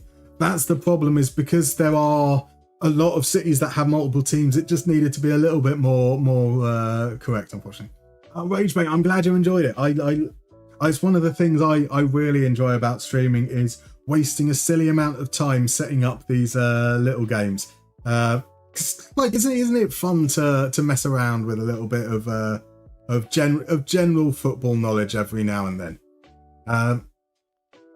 Now let me. I think we talk. Oh, right, yes, more talk about the Andre Santos. Yeah, like the amount of money you spent on Lavia. That I am surprised that there isn't more talk about him being one of the biggest flops of all time. The injury problems have been very unfortunate, and look, you know, he looked like he was going to be an absolutely stellar player at a very young age, but it's not worked out, and that was a big fee from what I recall, wasn't it? Welcome in, Dazza. Lovely to see you, my dude. How you going? RJ, you're waiting for the Belgian version. That one was too easy. You never know, RJ. You never know. I mean, that said, that is generally one of the considerations when I put these games together, is I'm like, oh, we could do this. I'm like, oh yeah, but there's going to be one person that has a really clear advantage on that. So it does become a little bit more difficult accordingly. So maybe we'll have to find one that is Belgian specific, but will really test you. Right, so our next game against, was it 5th placed? 1, 2, 3, 4. Yeah, 5th placed Horsham Usarod. And oh no, there's a 7-point. Is there a 7-point gap to? I think we've made the Champions Group. I think we've just made the Champions Group somewhere along the lines here. They're on 29. No, we're not top of the league anymore. I'm an idiot. I was looking at the top of the league, thinking, yeah, you know, we're absolutely fine. We do still need, just to make sure, we could do with 2 more points, just to make us feel a little bit safe. It's such a talent wasted. It really was. 55 million and he does nothing. Most loved player by a fan base because of aesthetic bias. I mean, aesthetic bias. Seeing a player that is graceful is worth something. Dazza, you were ease off tackles, but you've renamed. Ah, fair enough. Welcome in, my dude. Long time. How it's Dazza, you're a Fulham fan, aren't you? I think you were a Fulham fan, or am I confusing you with someone else? If so, is there any way that you're able to get a message to the club to let Villa win on Saturday, because it's my birthday? It would be very much appreciated. It's a Greg Oden rather than a Kwame Brown situation. That's a fair shout. Ragebait, I guess you being Chinese doesn't. Well, no, Ragebait, you've got a very good chance, because there are probably fewer Chinese people in these streams, which means it's more likely that we'll end up doing a Chinese-based round somewhere along the line. RJ, you all have an advantage on over you with Premier League quizzes. They do indeed. That is true. Welcome in, D-Bal. How are you doing, sir? Lovely to see you. I hope you are keeping well. Right, we're going to bring in Noah onto the bench. Right. Spasijevic comes back in. Killerick in. Heerfault in. Larson's going to play on the right. We're going to give Del Suze a little bit of a rest, because he's played a lot of games and he's not really done anything in the last few. Stojanovic is again going to drop out. We'll have Johansson in that spot behind the striker. Still, he did score. We did score that goal at least up until that point. You are indeed a Fulham fan. Thought I remembered that. We will let us win. Don't need to get a message across. We always do you favours. I appreciate it. Well, you say that you do win against us quite famously. The biggest favour I think Fulham have ever done for Villa was beating us 3-0, getting Dougie Louise sent off, and leading to us sacking Steven Gerrard and bringing in Emery, the greatest favour of all time. Right, we have an ad starting in a couple of minutes, so what I'm going to do is I'm going to go on that. I'm going to grab myself a drink. I'm going to poison my lungs, and then when we come back, we head into the penultimate game of the preliminary stage. So I'll see you guys in about 3 minutes.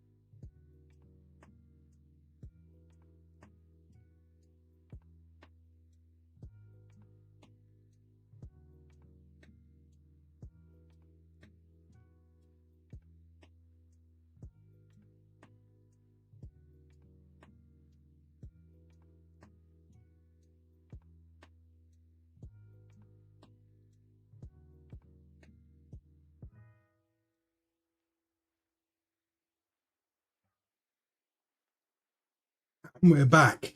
Now, RJ, you are making me very, very hungry. Pesto with bear garlic today. That sounds.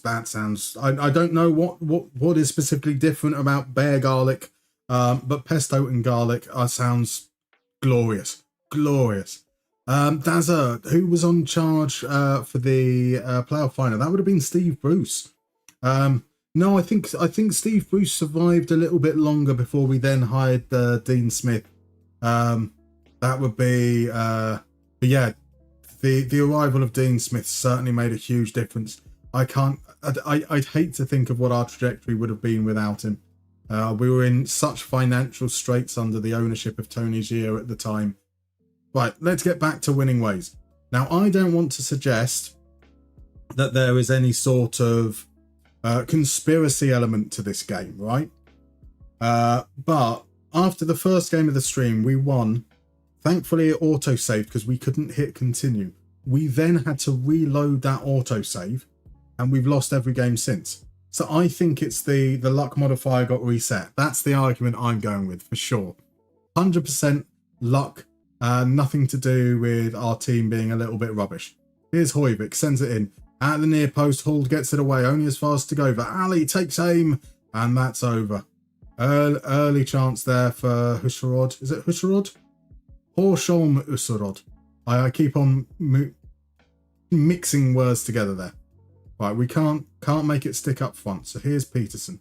Plays it into Larsen. Going to spread it out wide. Højbjerg. Højbjerg up against Hirfold. Beats his man. Højbjerg goes to ground. Is that a serious injury or is he just maybe a little bit of cramp? We're not going to find out. Yes, we are. They kick it out of play. Serious injury or... Run, lad. Run. Ah, we'll never know. He seems to still be on the pitch. So that's absolutely fine.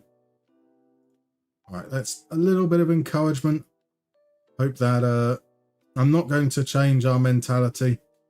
We currently aren't losing, which is probably a good thing. So here we go. Larsen out to Hirfold.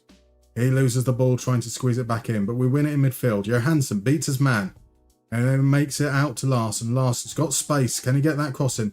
He can't, so he holds it up. Back to Hirfold. He'll swing it in.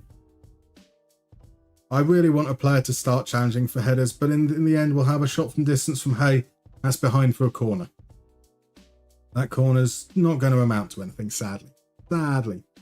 So it's just wild plants. It's the leaves smell of garlic. Nice. I'm not a conspiracy theorist, but indeed. I mean, only low-stake conspiracies from here, right? Only low-stake conspiracies. The FM have a load mechanic that is deliberately designed to target me. What are your favourite low-stake conspiracies? Here we go. Larsen sends it across out wide now. Hirfold has plenty of options. He plays it into Linger. And now we can get it out wide to Larsen. Larsen sends the ball forward. Here's Johansson. He's in behind. Come on, Jonathan Johansson. Oh, he goes for the chip. Stender up, doesn't buy it, and it's an easy gather. Oh, yeah, plonker. You plonker. It was a missed Glenn Whelan penalty against Preston. It was indeed. It was indeed. Well remembered, G&G. It was a weird thing having Glenn Whelan even take the penalty. Just everything about that moment was shocking. But apparently that chance wasn't that good. Although we're off the scale for XG apparently, whilst the scale is somewhere beneath 0.14. Right, time to dig in. Then we head into the second half. Stojanovic will come up front. I feel like Stojanovic, if he starts, just misses big chances. Welcome in, Curious George. Thank you very much for the follow. Lovely too. This is the Danish 3rd division. Well, the Campo Bet 3 division, the 4th tier. We are here with Brønshøj. The plan is that once we start offering out contracts, every player is going to be paid exactly the same. And tactically, we can only make changes depending on our badges. At the moment, we have no badges, so we have to ask our coaches. The coaches select everything. Tactically, we can only change mentality. And currently, we're 2nd. This is the penultimate game before the league splits in 2. So we should be good for the championship, the promotion group, as long as we don't absolutely F up these last 2 games. But we've lost our last 3 games. So effing up does kind of look like it might be on the cards potentially. Ragebait King is going to mention Patson Daka. That's a suggestion I would go. He couldn't hit a barn door, still wondering why he's still at my team. I mean, let's face it, the reason he's still at your team, Ragebait, is because no one else will buy him. Bless him. I thought Daka was going to be great for you as well. I thought that he had that pace, he had that directness that I thought would be a great replacement for Vardy and just wasn't good enough.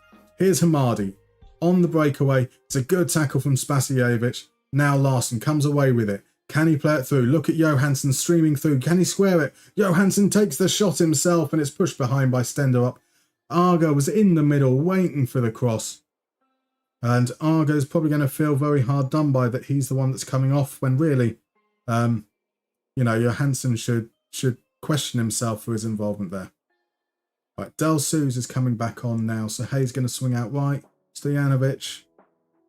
And it's the return of Tristan Neuer, who is our defensive midfielder that started every game. He was also, in the first stream we did, the man who ran so slowly that we stopped using him as a box-to-box midfielder. But we're going to play him as a box-to-box once again, just because as he's returning from injury, I don't want him having as high defensive responsibility, potentially. Welcome in, Elwood. How you doing, my dude? Lovely to see you. How is everything going? If you guys aren't following, go and give the good man a follow. It should have a lovely little thing coming up in that little windowy up the corner. I'm still rubbish at all this admin stuff. I do apologise. So a fun fact, Pele actually trained with Brønshøj in 2009. I did not know that. That is an incredible stat. Incredible stat. Right, let's give him a little bit of encouragement. And then as far as changes go, Hold is looking tired. So actually, we are going to put Noah in a more defensive position because we're going to drop him down to left back. And Farborg on for Hay. A point does us good. A point does us, well, a point does us some good. I think that we just, we keep things as it are, as it is. I'd much rather pick up a point than drop it, than chase and drop a point. That said though, Del Souza's away. Oh, we're shooting like that, lad. What was that? What was that? Oh, our finishing has been criminal. I mean, we've only had 0.38 XG, but there have been some big chances. Johansson has missed 2. Del Souza not even getting it on target from there is shocking. A foul, though, given away. We are 6 minutes remaining, and there's a big chance here now for Herschel Musserod. Kirkby standing over it. Kirkby lining it up. Look at all that glorious goal here. It takes a big deflection. It goes wide. We survive for a little while. Welcome in, Sherbs. Lovely to see you, my dude. Artemsia, do I speak Danish? I do not. And I'm sure there are many Danes who are hearing the way that I'm pronouncing all these clubs and feeling mortally offended every single time. It is probably truly horrible, so I do apologise. The crosses are not working at all. I know, Ragebait. But sadly, we have no control over the tactic. So we are going to be, we're playing wing play. We've got, oh, a header. Come on, Svensson. Victor Svensson, you beauty. Touchline shouts. No. I praised the wrong man, but that's all right. Oh, fuck it. Johansson, I'm going to praise you as well. There we go. It's only our second goal of the stream. And maybe that is a huge 3 points that guarantees us through to the championship, the promotion group, sorry. Here's Noah. Look at all that space. The cross seemed like a bad idea. But it made its way through to Farborg. He crosses it in. Svensson heads it on to Del Souza. Del Souza just about stayed onside, played it back. And there's Svensson just to gently caress it. Stender up, didn't even bother diving. He got down. He got into position. He was there and he was just like, yeah, no, maybe not. Maybe not.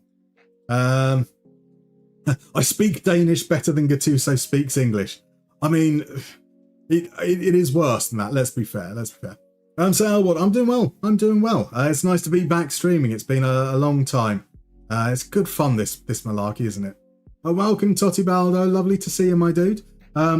If you are comfortable letting us know, who do you support? Who are you playing with in FM at the moment? Lovely to have you in. Artemzo, you asked if there's one team or player that you said very accurately. Just the one, though. Everything else has been horrendous. I spent a long time paying attention to Brønshøj. I know that I get it wrong still.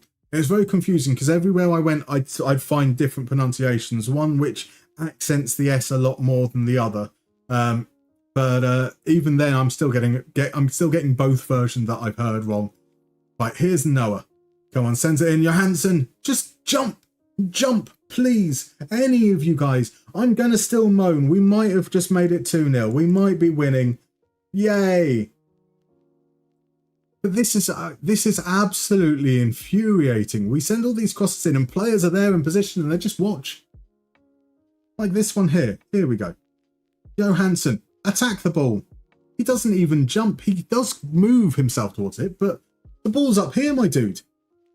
It's okay, though, because Tristan Neuer, first game back from injury, just curls it past Stendel. Nothing he could do there. A beautiful, beautiful finish. And his first ever goal. What a delight. I think that means we are officially... Can we see it on this? No, we can't see on the match stats bit. But we'll catch it at the end of the game. We are officially in the promotion group now. We have a 4-point buffer. There are 2 games remaining. So this point would mean that the most... Whee! There we go. There's the icing on the cake. No, it's not. I've praised him as well now. At which point does the offside kick in? Because I mean, the goalkeeper dropped that all of his own accord. Here's Kirkby looking to pull one back in the last moments. That free kick makes it past the wall this time, but still just a little bit too high. Highlight, though, comes straight after Chang Anderson. Are we going to take it short? Well, I thought it was just going to kick it straight out of play, bless him. Here we go. Del Suze down the left. Cuts inside, just plays it safe. The referee, I mean, it's 2-0 ref. They're not scoring 2 goals in the last 20 seconds. You might as well just end it now. All right. Or we'll just pass the ball around a little bit aimlessly. There's the long ball forwards. Back safely into the hands of Stendel. He's just going to hold on. There we go. Promotion group is secured. Beautiful stuff. So, Totty Boulder, love the data videos on YouTube. Have you ever thought about working in a real football club's data department? I'm not serious enough, Totty Boulder. That's the problem.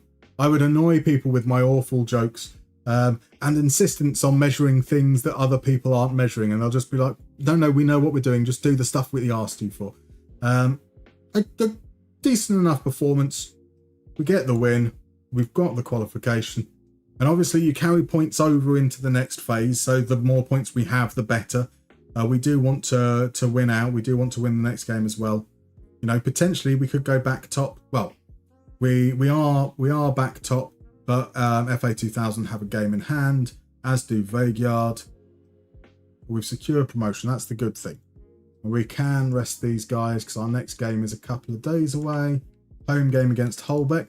Holbeck were bottom of the league, and we did lose to Odder when Odder were bottom of the league, so that's always a little bit of a concern. Our last home game against bottom of the league ended in a defeat. Can we avoid that at a second opportunity? Right, here these guys are going to play. Come on, we need FA2000 to lose. FA2000 did lose. FA2000 lost to Frem. There we go. We stay top for the time being. Vagyard get a 1-0 win. It is very, very tight at the top there. We are currently on top on goal difference. We've scored a reasonable amount. We've got a very good defence. Frem have an excellent defence there. Just 11 goals conceded in 21 games this season is quite incredible. Really quite incredible. But we don't have great results against those teams that are with us. So if we could maybe get a win in against Holbeck, give ourselves a little bit of a cushion going into the group, that would be quite nice, right? Would be fun to explain to Chelsea's board your way of measuring. I mean, to be fair, Chelsea's board should give me free reign because, like, let's face it, what they're currently trying to do makes absolutely no sense whatsoever. Right, we have a little bit of missing 11. Rage bait. Let's head on over and play another mini game. We have, here it is. So, Missing 11 is a game that you probably know from other places. It's quite straightforward. In a few moments, I'm going to reveal a game from the annals of footballing history. Your job is to work out which players were in the starting 11. You will see the formation. You'll be told what game it is, who the opposition was, and the shirt number will tell you how many letters are in the player's surname. The first player to correctly identify each of the players will get a point. You need to spell the name correctly. You don't necessarily need to include accents. So a grave A could be a grave A, it could be a regular E. It will pick them both up the same. There is also a reason why the game has been chosen. If you can work out what makes this game significant, you get a bonus point. So with that said, let's get to unveiling the teams that we're looking for today. we are looking for Montpellier away against Auxerre on Saturday the 20th of May 2012. We have a 9-lettered goalkeeper, a 3-lettered right back, an 8-lettered defender. We have a striker up front called Olivier Giroud. Johnny Trotter has correctly got Olivier Giroud just ahead of Ragebait there. Ladislav Almasi didn't notice that I haven't updated the text that appears in the window and started naming Portsmouth players. I'm sorry. It's the only way that people can get in before you, potentially. GNG correctly gets Cabella. Beautiful stuff there. No, it wasn't. It's Ragebait got Cabella, sorry. And Ragebait also got Hilton in defence, the left-sided centre-back. Beautiful stuff. Just beating out Mr. Grizzly there. And Temsy, you have the bonus point. It was indeed. It was the game that clinched Montpellier's first ever league, well, and only Ligue 1 title. Now, Grizzly has correctly identified Hilton's defensive partner. It was indeed Mapu Yanga Mbiwa. Ragebait has come in, got in the right winger. It was Suleimane Kamara. Now, incredibly, if Ladislav Almasi had kept on going on with Portsmouth players from that final, he could potentially get one. Well done, Artemsia. We've got a little bit of Jeffrey Jodrin in goal. That's a difficult one to pick up. And it's Grizzly who's come in with John Utaka. Was Delort in the lineup? Sadly, Delort was not. So we have 4 players remaining, and these are, quite honestly, the most difficult ones we've got potentially. I do apologise. I just realised that the shirt numbers, you've got the wrong shirt numbers showing up. Beautiful stuff. Some sensational work to get Jamel Sahi, to get Jean Champ, to get Gary Bockley. That is Mr. Grizzly P, Artemsia and Ragebait all picking up some extra points there. I did not notice that the shirts were wrong.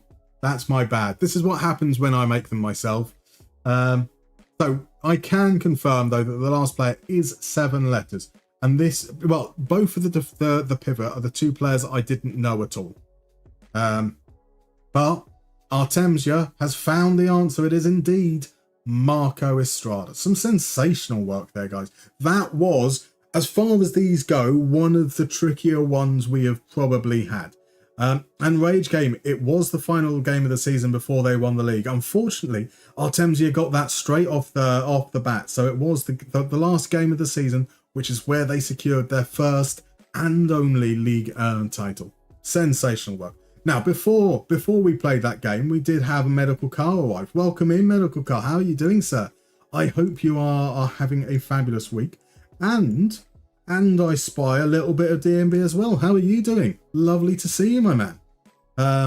Right, we can pop back. Are we back on the thing there? We are indeed. We have got 1 game before the league splits in 2. We are... Actually, there's only 1, 2, 3, 4... 4 points separate the top 5 at the moment. That is quite tight. Granted, there's going to be another 10 games to go, but this looks like it's going to be a tough league to get out of. You just nipped home for your lunch hour. Beautiful stuff. Beautiful stuff. I mean, I don't want to say privilege, because privilege isn't the right word. But being able to live close enough to work that you can nip home is such an underrated thing. Like, just being able to get out of the environment and to unwind in your own... Oh, glorious. Glorious. Right, RJ, okay, now let's win the fucking league. I'll be honest, RJ. I don't want to win the league this season. I know that's not the competitive spirit and whatnot. But... you know, after this season, we're going to have a chance of actually moulding the team the way that we like. Hopefully we're going to be signing players that are willing to come to us, so the options are likely to be relatively limited. But I think that we're going to really struggle in terms of player quality because of that. So I'd rather stay in the 4th tier for a little while, as we kind of get ourselves into the save really well. And it's something that we mentioned at the very, very first stream, is that Brønshøj have in recent years, the fans have expressed that they don't particularly want to get promoted because they like the connection between the club and the fans. They don't want the barriers that start to be put in place as teams become professional and expectations become far greater. So I feel like it's very much in Brønshøj's DNA, current DNA at least, to kind of be plucky fourth tier team. But we also need to finish top 4 to make sure I stay in the job. So we're probably not going to be able to stay in the fourth tier for long. So Totti Baldi, are you playing the save using Moneyball or just a normal save? So it's going to be a mixture of the two. It's not going to be specifically Moneyball. The approach we have is that we have to give every player the match highest earner clause. So every player is going to be paid equally. And we're going to try and keep it semi-realistic, though, in terms of we're going to be focusing on Danish players or players from the surrounding area for the most part, whilst we're a lower league team. So it's going to be such a small pool of players that we're not necessarily going to be able to have the luxury of picking out great performers. And because the way that it works with our tactics, so I'm not allowed to change anything about the tactics. We are using the wing play 4-2-3-1, and we're using that because we have no coaching badges. So we have no qualifications, and whilst we have no qualifications, the way I've set the rules for this save is that we have to take our advice from our staff. And currently, we are following the wing play 4-2-3-1 that Casper Vilfort, our goalkeeping coach, likes. And that's why we drop back into a 4-4-1-1 as well. I can't change any roles. I can't add instructions or take any away. So without being able to make tactical changes as well, using a data-led approach is going to be a little bit tougher because we're not really in control of what's happening on the pitch either.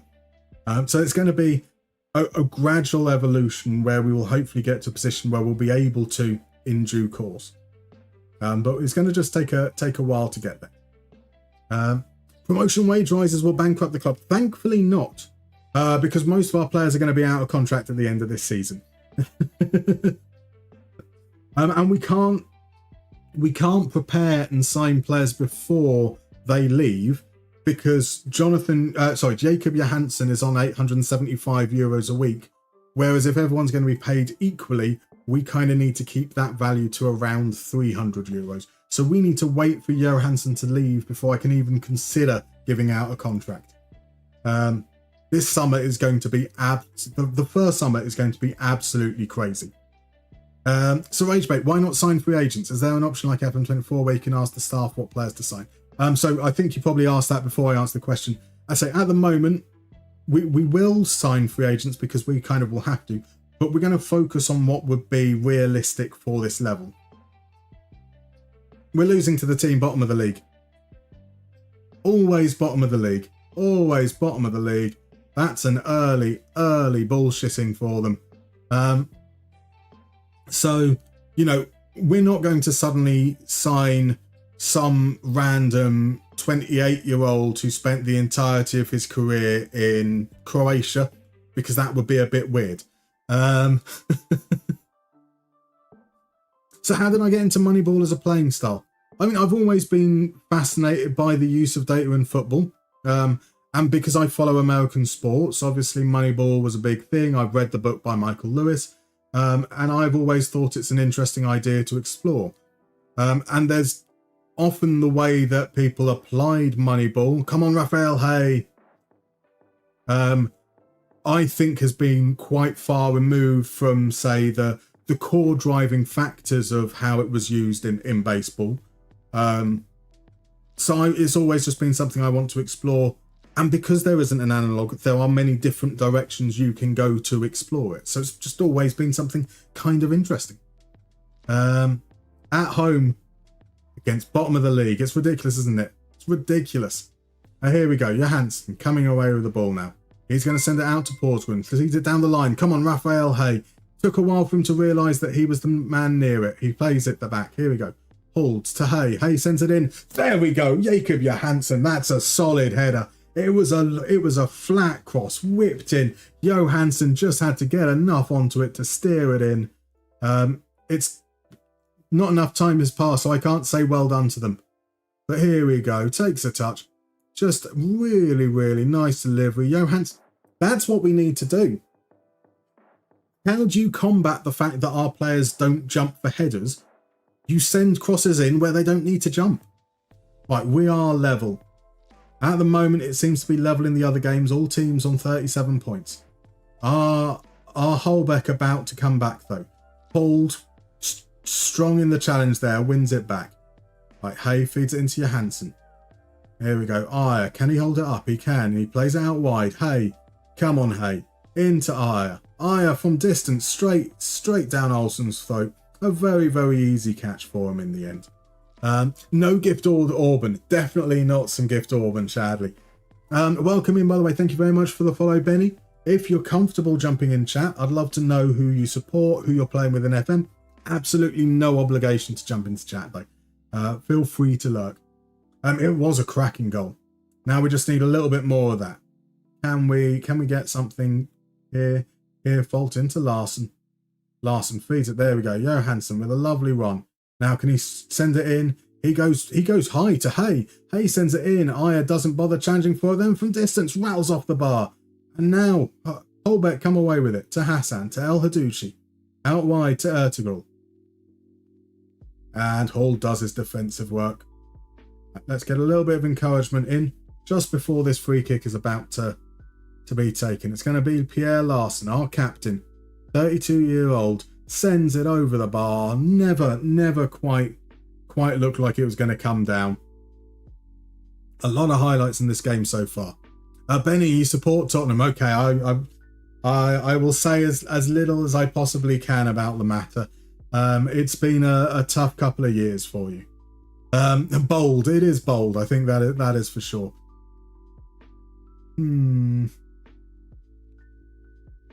Still all on 37 points. We can expand this. Have a look. So Veigard are playing Nürköping. FA2000 have taken the lead against Horsham Usurod, the team that we beat last time out. Here's Mehmet Koshkin. Plays it back to Shorslev. Right, so we're 7-8 minutes away from half time. Currently at 1-1. We would really like another goal at some point, and maybe it comes here from Linger. He plays the ball early for Arga. Arga, can he get the ball into the box? He can. He sends it in. Raphael Hay at the far post. Now. Hey, baby. Ooh. I want to know, will you score that goal? He's been a rubbish striker for us, but running the channel there, sends it across deep. And Raphael Hay, again, another cross where they didn't need to jump. That is clearly what's needed. Sherbs, by the way, so Benny, Sherbs is a West Ham fan. West Ham have now been out of the relegation zone for all of 5 minutes this season, and he's getting a little bit cocky. So feel free to give him great grief. Rage Baits as well. We were talking about Patsandaki. Yes, it's an even worse time for you. At least you will have the nicest training facilities in League One by quite some ridiculous margin. Right, we're back. We're in a decent spot there, and Horsham have equalised against FA2000. So if things stay as they are, we would enter the promotion group with a 2-point gap, which would be very, very nice. We'll just keep things as they are.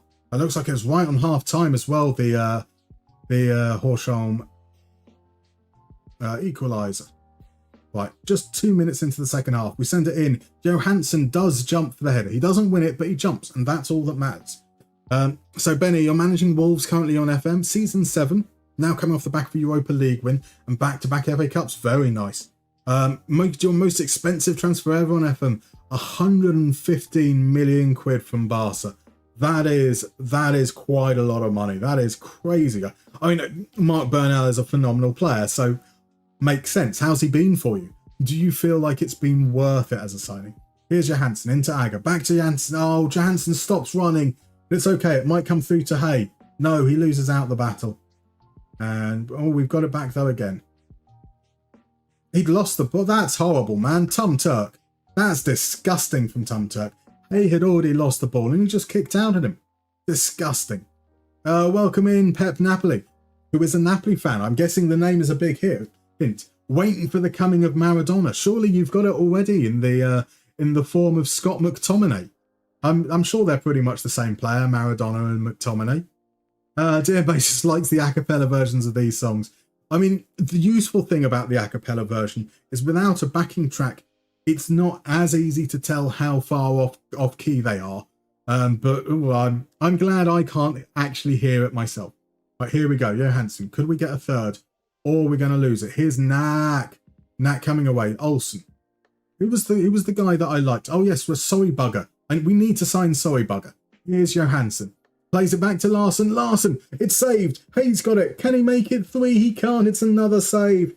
Oh, we're going to rue these chances. I feel like we're going to rue these chances. So on comes Stojanovic up front for Ayer. He's played okay. Oh, the booking, man. We're gonna bring off we're 2-1 up. I say that we need to just get another goal. We need to not throw it away. And here I am substituting off centre backs. That's a stupid decision. Hossam, you saw the shirt, thought you was watching The Sopranos. Literally just chucked it. It's not even ironed. Not that anything's ever ironed, to be fair by me. It was just the first thing that was there in the wardrobe. Whoa, whoa, whoa, whoa. What was that? What did our lovely little winger just do there? Watch what he does. I swear he did something really weird. He did do something weird. Oh my word, I need to watch that again. Right, let's get ourselves some prime watching for some silky Danish.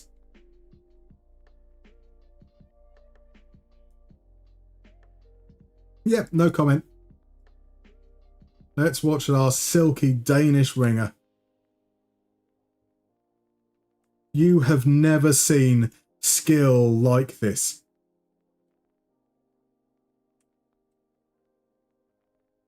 Well, can I? There we go, Johnny. Here's Hay. Watch, that is some skill. I think he probably would have broken his leg in real life if that had been what he did, but glorious, glorious stuff.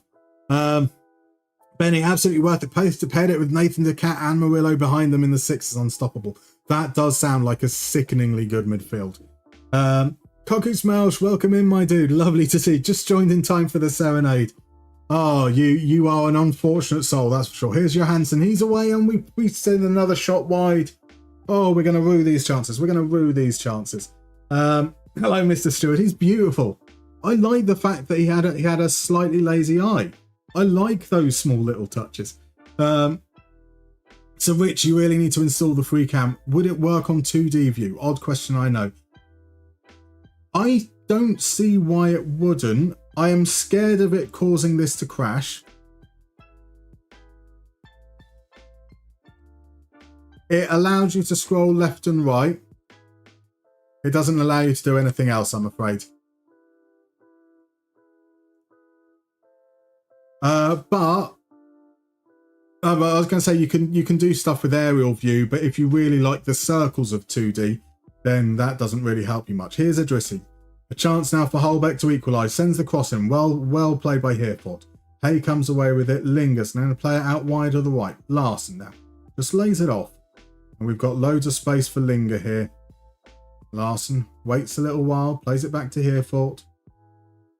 Just going to playing it gently around on the right-hand side. Chance to switch it out to the left. That's nice. Raphael Hay sends it in first time. Stojanovic doesn't jump. Stop sending crosses where we expect players to jump. That is clearly our issue. Hereford is coming off, as is Larson. Going to bring on Barbog. We're going to make all 3 changes, actually. I think Porsgren has been kind of anonymous. So we'll bring on Noah as well. The legend that was Noah. The free camera basically moves on a line. Yeah, indeed. Indeed. Speaking of The Sopranos, what's my favourite show or movie? A good question, Hossam. And I will throw that back to chat as well. What are your favourite shows? Now, I'm a big fan of satire, so the thick of it will always hold up a very, very high place in terms of all-time favourite shows and movies. Things like Four Lions, I'm a big fan of. Doctor Strangelove is one of my most favourite movies of all time. I did enjoy The Sopranos. I quite liked the first season of Prison Break. But I don't watch that much TV. Because, as mentioned earlier, I worked in hospitality for a long part of my life.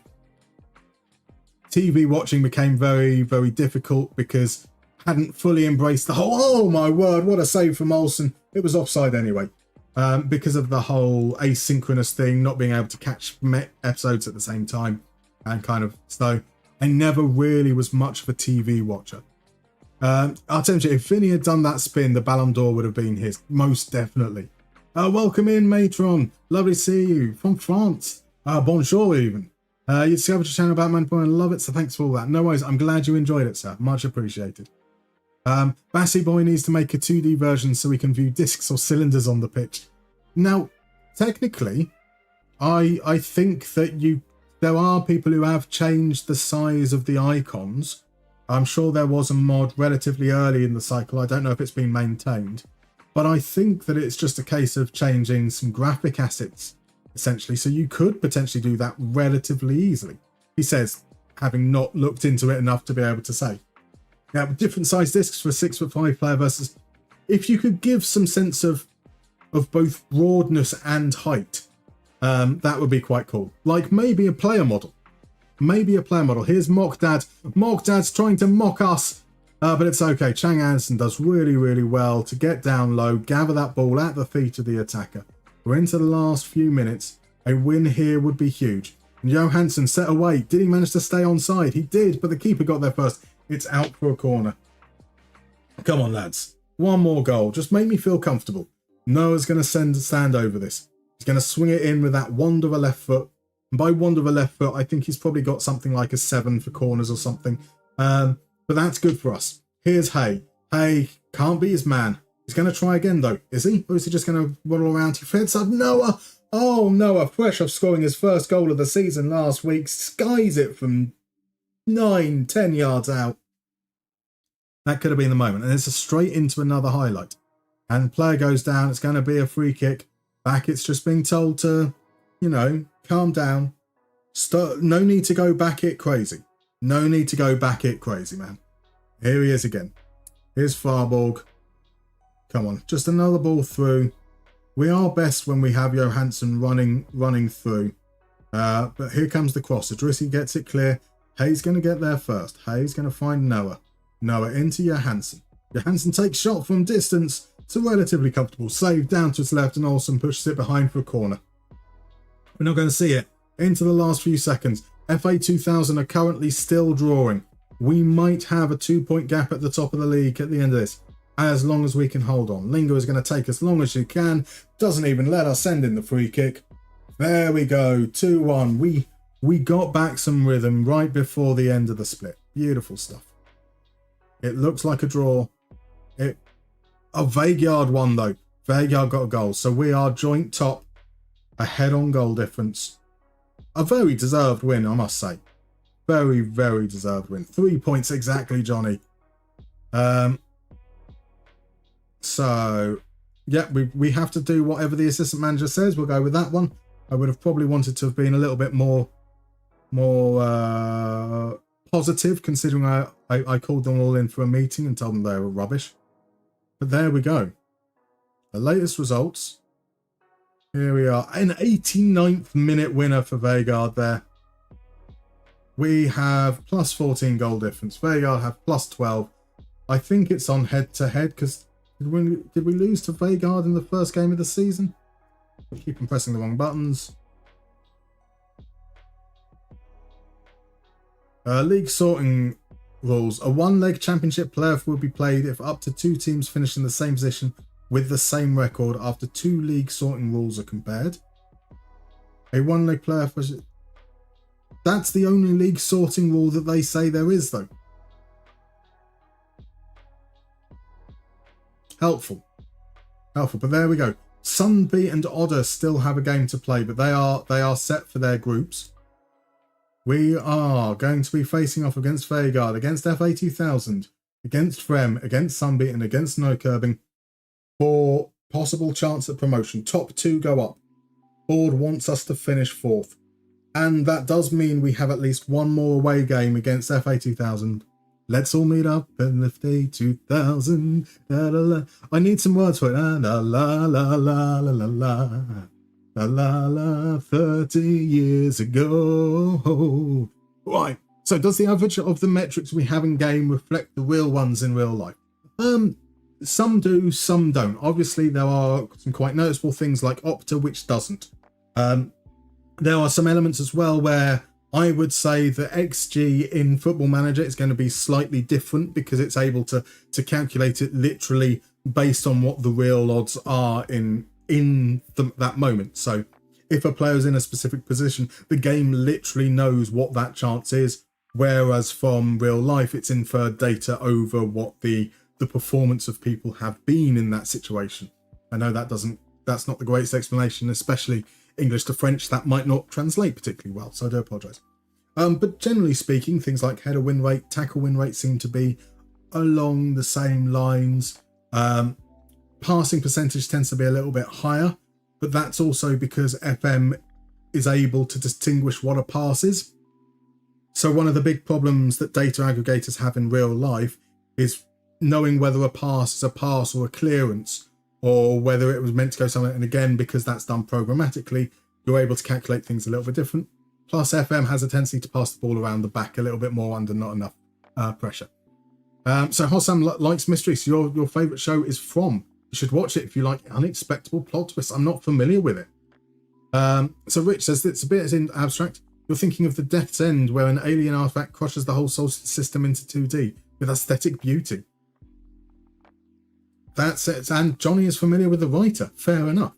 Right. Okay. This is where we are going to end the stream, I'm afraid.